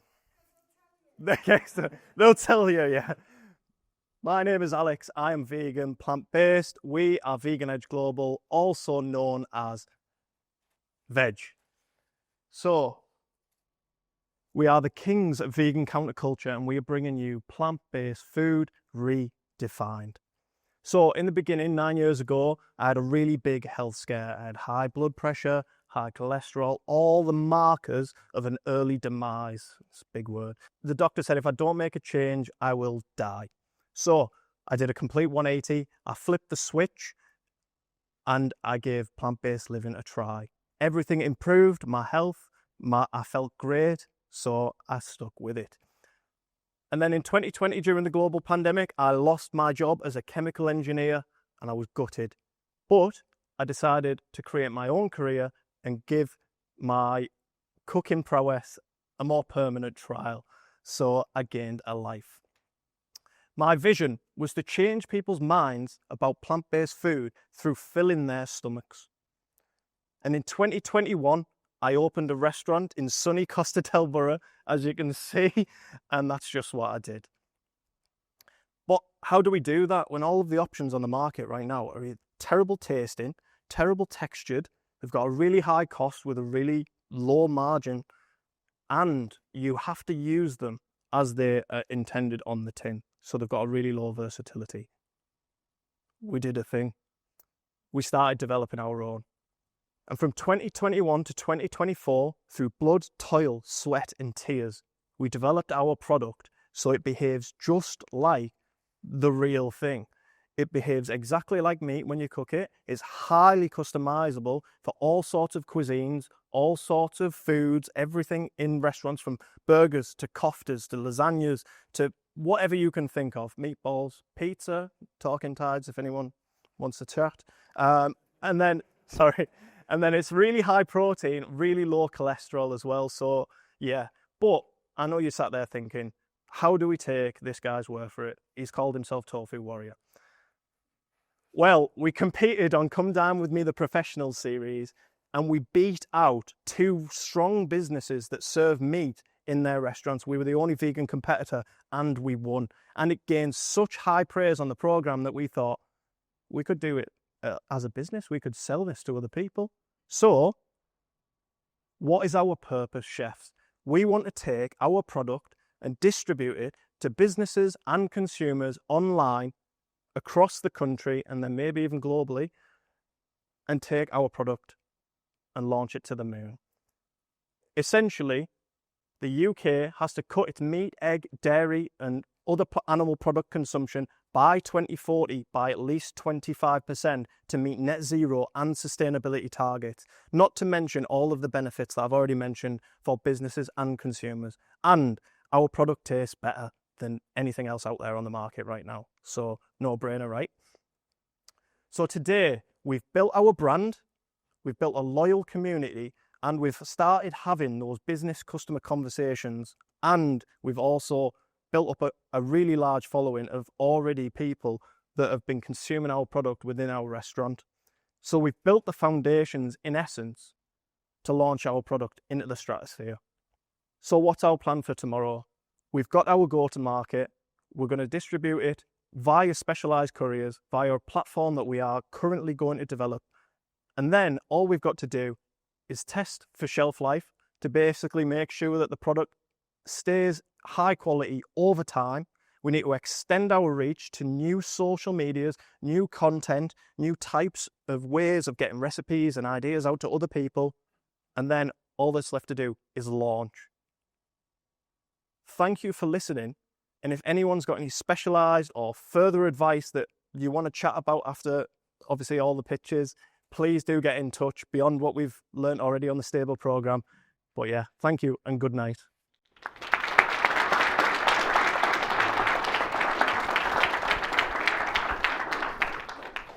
One thing I'd say is what Dan said earlier. The best way to sometimes support these, especially someone like Alex, 122 Linthorpe Road is where Vegan Edges pop down. Go and actually try the product. It's really good. And hopefully we'll have it at Flock as well once we're ready to launch alongside the new menu. So we'll be having his product on site as well, you know, to help promote his brand along. And if that isn't for you, by the way, they do incredible cookies. I'm disappointed you didn't mention your cookies, by the way. They are good ones. Then I'll vouch, they are really good cookies. So if the meat-free option's not the one and you prefer Sweet Tooth, then definitely go and try their cookies. Our next startup has done amazingly well throughout the program. Unfortunately, hit a bit of a buffer this week and came down with illness. So couldn't be here with us today, but was able to put together a video to showcase technology. So I'm going to play a video from Helen Dawson from Access CV that's going to talk about her platform that she's built. Have you ever had a work crisis land on you at the worst possible time? Christmas morning, a family holiday. That's happened to me.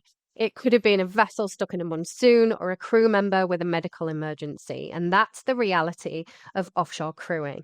It's unpredictable. And when things go wrong, someone has to fix it.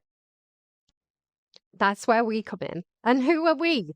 So I'm Helen Dawson, and I founded Access CV, the Tees Valley's first and only fractional crewing provider. As crewing experts, we help offshore companies navigate real-time personnel challenges. Think of us as on-demand crewing specialists, ready when you need us and off the payroll when you don't. Our ethos is flexibility, reliability, cost efficiency. I imagine some of you are wondering, what exactly is crewing? With nearly a decade of experience, I can tell you it's a 24/7 job that requires deep industry knowledge and the ability to handle the unexpected. Crewing is the full life cycle of offshore personnel management, so sourcing, verification, mobilizing and remotely supervising crew for complex offshore engineering projects worldwide. And in this field, anything can happen. I've had to deal with stabbings and even explosions on vessels, all part of why crewing is such a specialist skill set. Why do we need Access CV? Crewing isn't just recruitment. It's logistics, it's compliance, it's risk management. It's a specialism that takes years to master. And because in-house crewing teams are expensive, they're understaffed and often overwhelmed, and usually just when it matters most. You might recognize this image, and if not, perhaps you remember this one. The Deepwater Horizon disaster in 2010 exposed some major lapses, including issues from inadequate training to missing certifications. It cost billions in damages, lives lost. Offshore engineering is one of the most heavily regulated industries in the world. And compliance isn't just about ticking boxes, it's about protecting people. So why fractional? In April, national insurance is going to rise, making it even more expensive for businesses to employ, to hire. As costs increase, fractional service providers like Access CV will help companies stay agile, compliant, and cost efficient. Let's just hold on for 1 second, because a lot of people have some misconceptions about it. We're not an agency, and we are not just consultants. We don't just advise, we execute. We source talent specific to project needs. There are no inflated fees, just expertise. We scale up and down on demand in line with what our clients want. 2025 is a game-changing year for us as we plan to launch new digital innovations. Our roadmap includes a real-time client portal, AI-driven recruitment and deployment tools, among others. By integrating technology with deep industry expertise, we're redefining how offshore teams are selected, recruited, and managed, something that can be translated into multiple industry sectors. And how are we going to do this? To those fellow parents in the room, we all know that it takes a village to raise your kids. You don't do it alone, and it's the same with starting a business. I want to take this opportunity to thank TVCA and Alt Labs for the incredible support we've received through the Stable Incubator program. Programs like this change the future for startups like us. And to BearTech, our technical partner. Rob and his team have been and will continue to be pivotal in helping us develop our digital innovations. This is just the beginning for Access TV, and we'd love for you to join us on this journey. Thank you.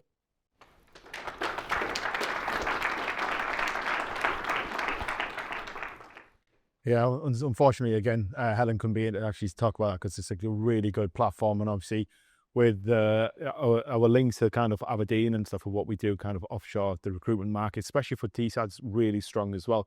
So a really good proposition for that.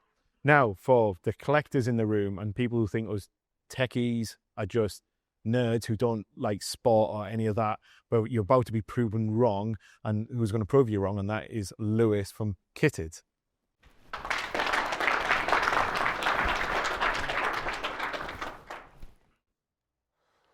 My wife hates me. And it's a bit of a strong statement, I know, but I've got a real problem, and that is football shirts, right? She's literally texted me at dinner time asking what's being delivered, and the answer is free Everless shirts for this season. We're on a special offer. Ever since I've been young, I've been obsessed with football. I wanted to be a footballer. I wanted to do football, play football, eat football, see football, you name it, it was football. Some of my best memories are sitting at the riverside watching Massimo Macaroni score a diving header, and they'll live with me probably more on my wedding day, but I don't know my wife that.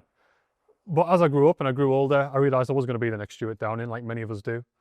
And that's where it pivoted for me. I became a collector of football shirts, more and more football shirts, and the collection got bigger and bigger and more unwieldy, and it becomes a nightmare to keep track of what you got, and it becomes a nightmare to buy and sell what you have as well.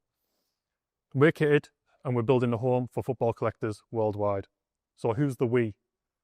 Well, there's me, I'm Lewis Morris. I'm a software engineer with 15 years experience. I'm a community builder, and I'm a football fanatic. Alongside me is my brother James. He's got several years working in global logistics in the oil and gas industry. He's very much a football nerd, and if you see him later, ask him any questions about football and he'll have the answer. And he has a collection of probably over 100 football shirts now.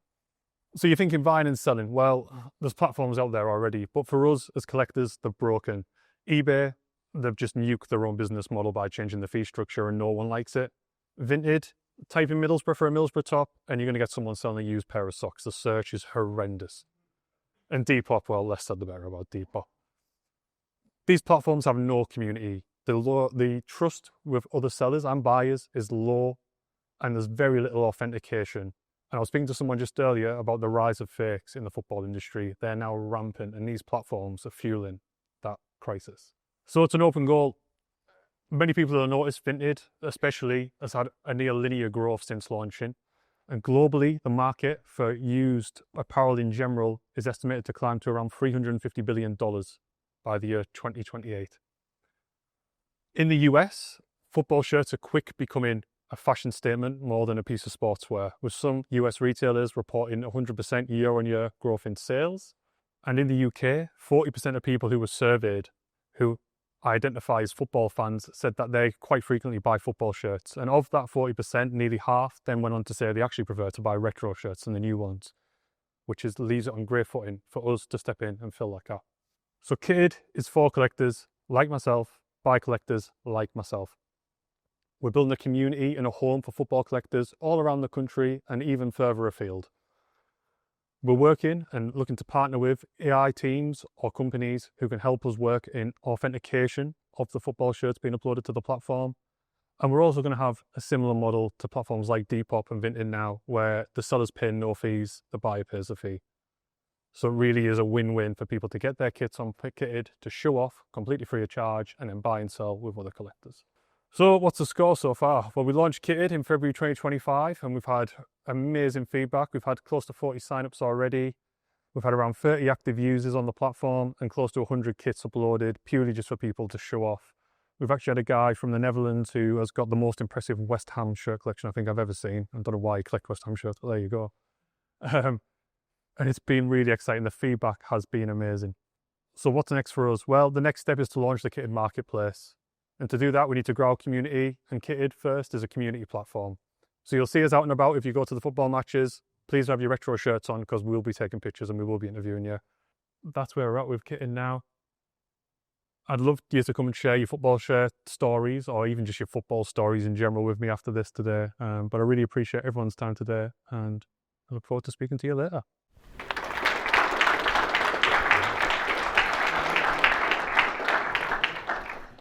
Great to see that. And I think it's another way of actually building businesses is actually build it with a community and ethos behind it. What you tend to see is businesses with a massive community focus tend to grow rapidly. And it's not just in the digital sector, but in the physical space as well. So what Lewis is trying to do, really good to see. Now for our second to last, we're nearly there on the days, everyone. Second to last, we're looking at green tech and actually cleaning out this environment. So yeah, again, sustainability, environment, you know, it's probably all in our company's agendas. We've all got milestones and goals to hit. We all need to do more faster to help our environment. And what's more beautiful than having somebody in a program that's actually doing exactly that. And actually, he's also a doctor as well. So we've got the fancy ones in there.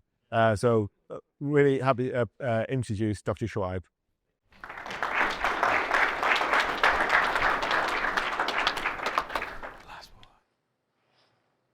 Good afternoon, everyone.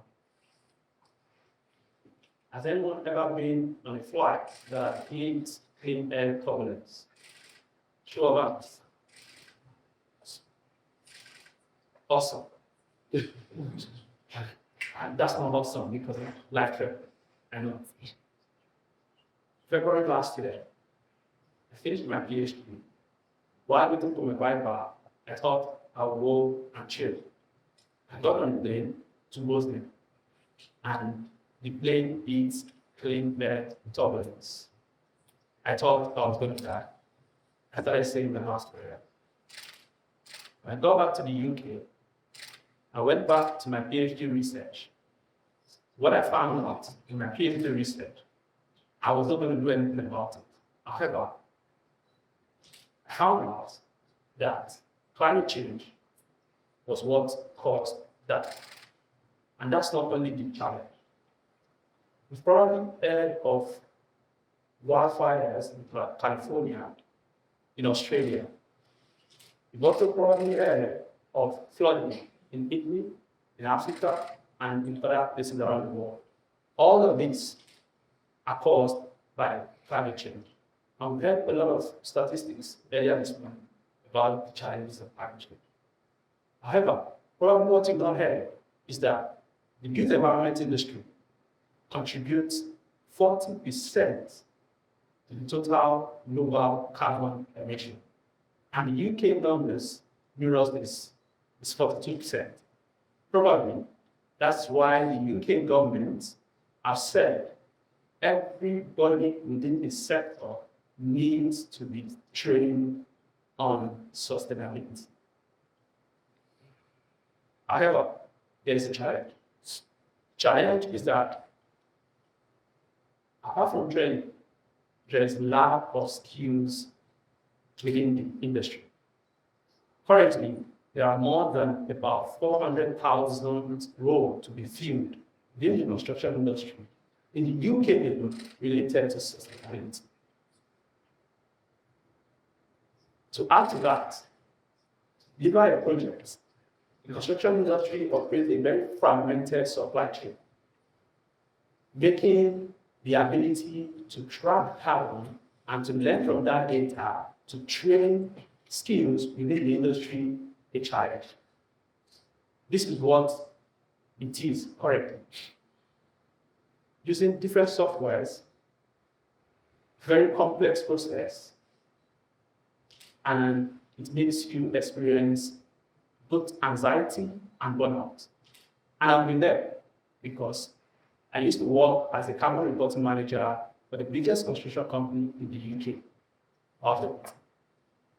Hence, I founded Culmination. And what does Culmination do? Culmination has developed the first construction sustainability AI assistant that will not only boost productivity, but within a click of a button, you can track project carbon emission, you can learn from that data, you can get strategies on how you can reduce carbon while you are still delivering projects.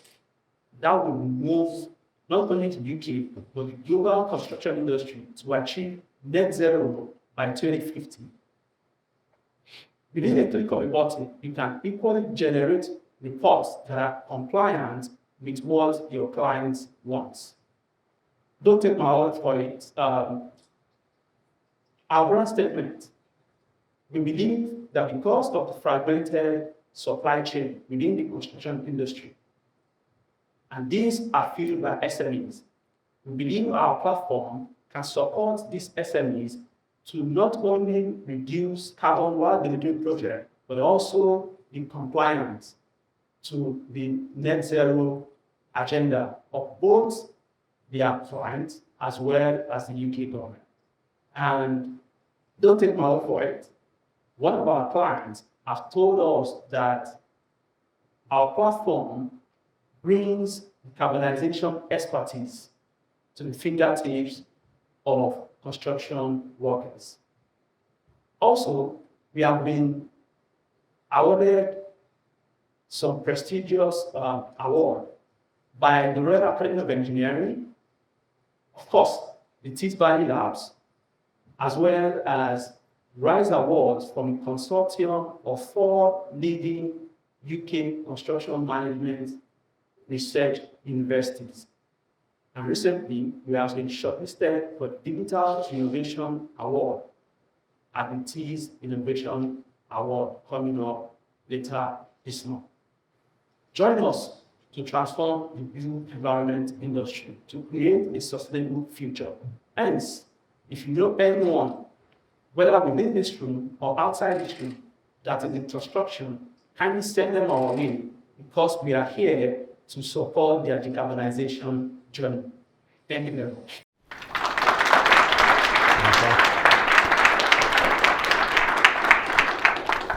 Amazing. And one thing I think Schwab hasn't mentioned, that he was actually a keynote speaker at the G20 earlier in the year. So he got flown out to go and speak about his product, about his background in sustainable energy, cleaning as well. So, you know, I think he earns that title of a doctor if he's being called to those type of stuff. And it's amazing to see one of our own being represented at such a big stage. So if anybody's got anything as part of their company goals and want to know more, he is the person to speak to on that type of stuff.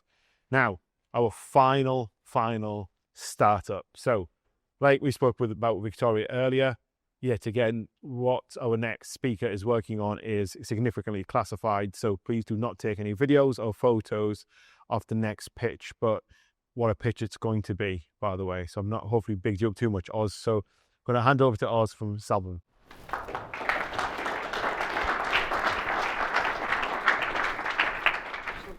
Hello. Wow, long day for you guys. I'm Oz Harbottle. I'm a veteran, physical design technologist, and the founder of Farland Production Technologies Limited. In the first 3 months of the illegal invasion of the Ukraine by Russia, Ukraine sustained over 70,000 casualties. That number is the equivalent of the entire British Army. For each soldier going into combat, they have a 25% chance of becoming a casualty. 80% of those will be wounded, often with life-changing injuries. They'll have to give up careers, lifestyles, dreams and aspirations. 1 in 5 of those casualties will be killed, never to return home. The average cost of treating and repatriating a casualty from combat is £850,000. And we spend roughly £1,000 on protective equipment for them. It's a bit like buying a Ferrari, taking out third-party insurance, going banger racing, and then trying to justify the repair bill. It's not good. We need to do better for the people who we expect to put their lives on the line to protect our freedoms. So that's what I did. I designed the type of armour that I would have wanted when I served. Fortunately, I can't show you any pictures and I can't tell you how it works because that's all sensitive now. But what I can do is tell you what it'll do. We've designed a generational leap armour system that provides much greater coverage. It will improve operational efficiency by significantly reducing casualties and improving individual performance. The multi-layer system better protects against explosives and gunshots to the point where it will reduce your chances of becoming a casualty from 25% down to 6.5%. If we were to take 5,000 soldiers and put them in this armour and send them into combat, the reduction in casualties alone would save the Ministry of Defence in the region of £650 million. That's a massive saving.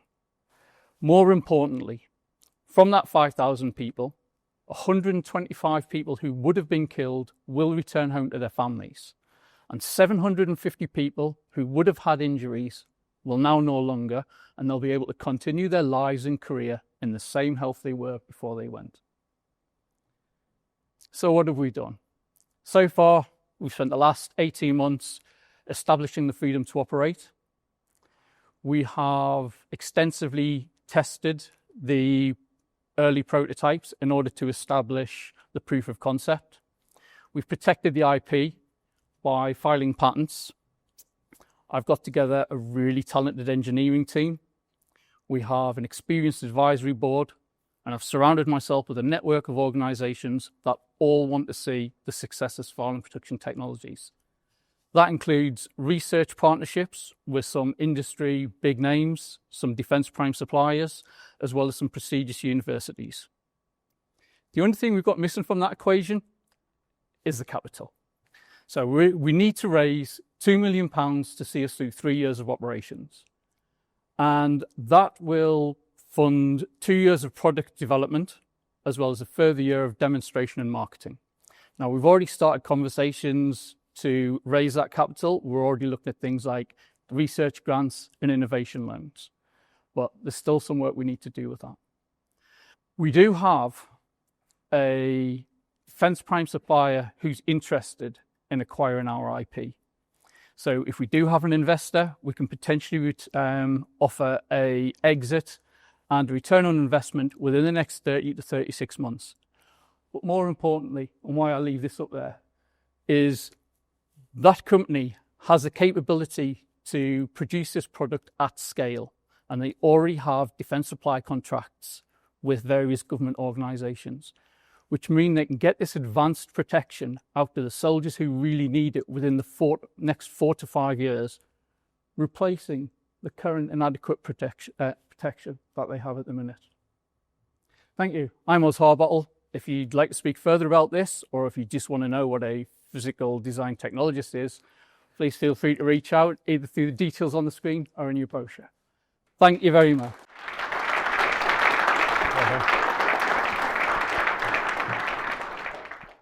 Amazing work, Oz. Yeah, again, to wrap up that, it's been an incredible 10 to 12 months that we've worked in supporting programs. You've seen businesses from gaming, AI, fintech, prop, defense, health, digital. We've got a whole mix, including food as well. So we've had a whole mix of different businesses who have came forward and actually been given the opportunity to develop. And I tell you what, they've all taken it with the full merit and actually got involved and, took their time on the program to really maximize it. So a huge round of applause to all the startups and scale-ups on our program.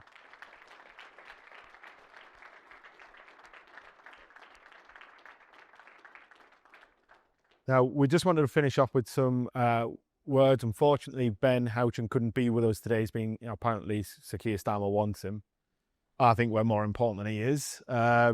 But, we've got the legendary Bill Scott to come and say some words to us. He's also a great friend of the program. He's been part of the fireside chat. And one of the other things I wanted to thank is the business leaders that actually joined us on the fireside chat on the Thursday, giving up time off the day just to have a conversation, talk about their life stories, and one that resonated all the way through. Right at the end was with Bill as well. So really happy to have Bill to give us some closing out remarks.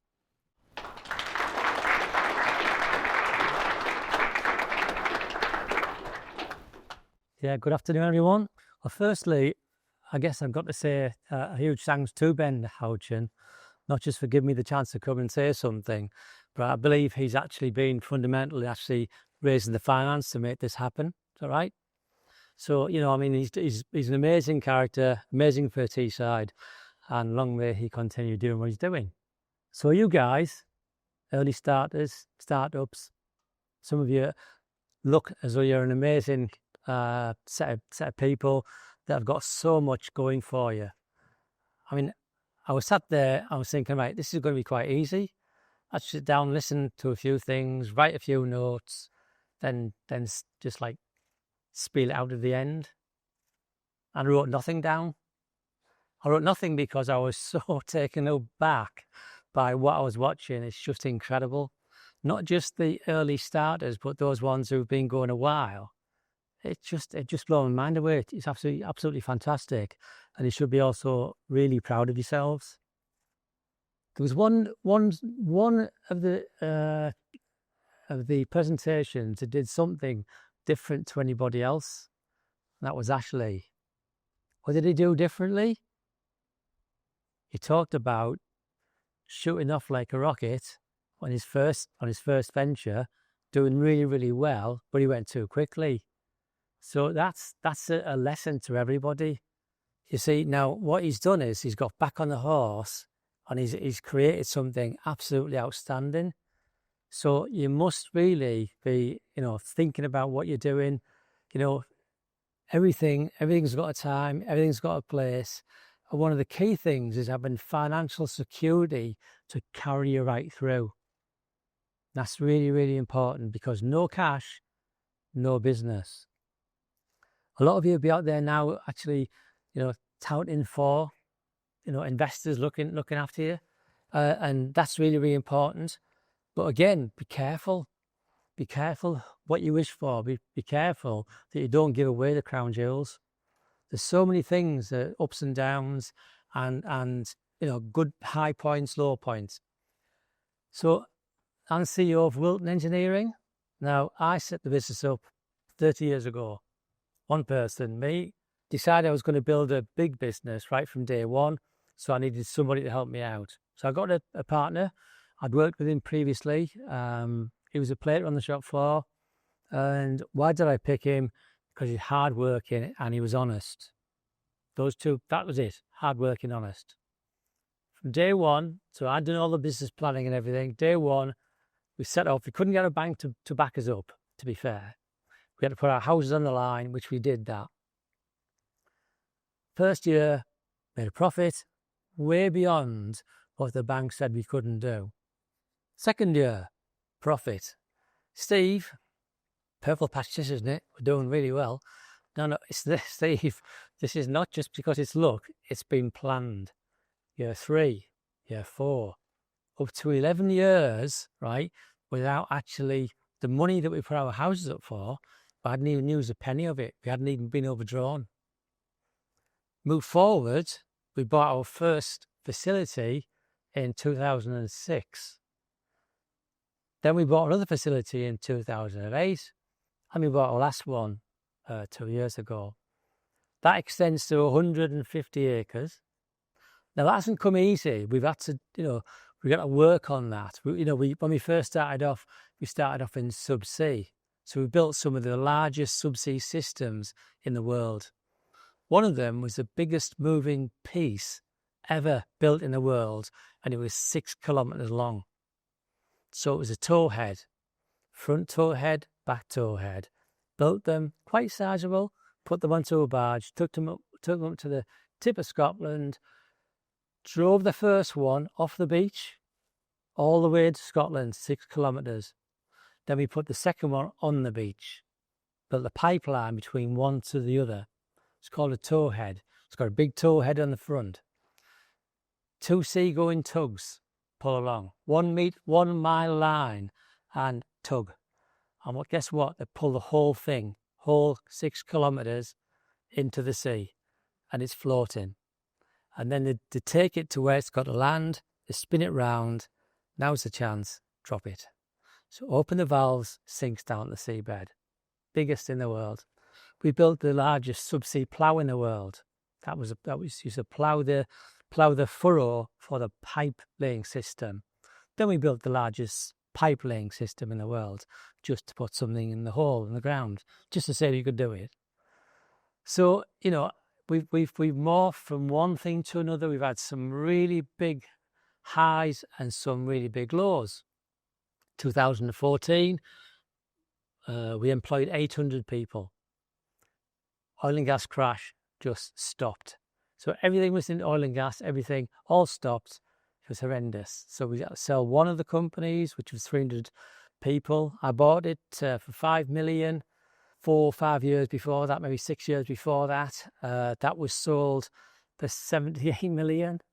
That was, you know, that was devastating really, because we had, when I bought it, there was 30 people, and then I was the CEO. I managed that thing to be 300 people. But that had to be sold. We had to reduce our numbers, and then some of the workshops that we've got, we had to actually put that out for storage. You know, now a lot of people would have been really, you know, panicking. We had no panic. There was nothing whatsoever. It was just something that has happened out of our control. We had to make sure that we just kept going. So we kept hold of the finance team. We kept hold of the business development winning team, right? And we had one welder. That's all we had. And he was the welder that was that had all the procedures. We then built up, and we then morphed into offshore wind. So we were one of the first companies, actually probably the first company, to bring offshore wind into the UK. Now that was because I used to hammer Boris Johnson. I don't know if you remember, when he came to our facility, he stood there, and it's funny because I was telling him also, I was going to say, right, Boris, I'm going to do a presentation for you. No, I'm not. I'm just going to give you it. And he went, oh, give me it. Give me it. I said, yeah. Right, you need to talk about offshore wind and all of the advantages of that for the UK. Chatter. He's got all his people there with him, and they're going, Boris, we need to move. Sky, BBC, ITV, they're all there waiting for you. He said, this is important. You'll have to wait, which I thought was really good. Gets in the car, goes down to apart from having a sizable engineering business, we also have a blasting and painting company, which I'll go on to in a minute. Anyway, but I thought that was me finished. I'd done my job, so I was sat in the second car. He went the first one. This was bulletproof. Mine wasn't, by the way. Just that, you know. Anyway, he gets out of the car, and I genuinely thought that was me finished. This guy comes and goes, right, Bill, right, follow some steps on the, like, we'll put like white pads on the floor. Follow the white pads, go in, pass you the mic, tell us all, you know, about Teesside and what you're doing. There was like millions of people watching. I thought you could have given me some warning. A bit like today, actually. I think I got it about 9 o'clock last night. But the thing there is we now have sea wind. Those who know sea wind? Yep. So sea wind, they're building the largest monopile factory in the world. Monopiles generally 140 metres long, 11 metre diameter, weighing 2,500 tons. So you've got 3 projects already, which will probably carry them for about 4 years. And then they'll just get more and more as they're going along. So the key thing for me really is, don't give up. Do actually, if it happens to you with Ashley, right, just work through it, don't panic, and then get back on the horse again.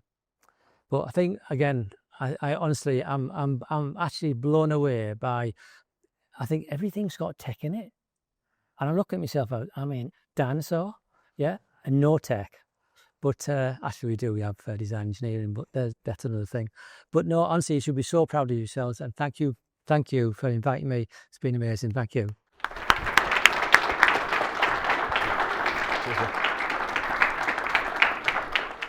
Thank you, Bill. I'm still waiting the invitation from King Charles to attend All Labs, by the way. No, next visit. Thank you very much for all taking your time out of your busy schedules to be part with us. If you want to know more and keep in touch with the team, or you just want to be connected to any of the startups, please follow them on LinkedIn, social media. If you just want direct introductions, you can email team@teesvalleylabs.co.uk, follow Alt Labs on LinkedIn, or message myself or Dan or any of the Alt Labs team, and we'll connect you with the relevant speakers. So thank you again, and that concludes our demo day. Thank you.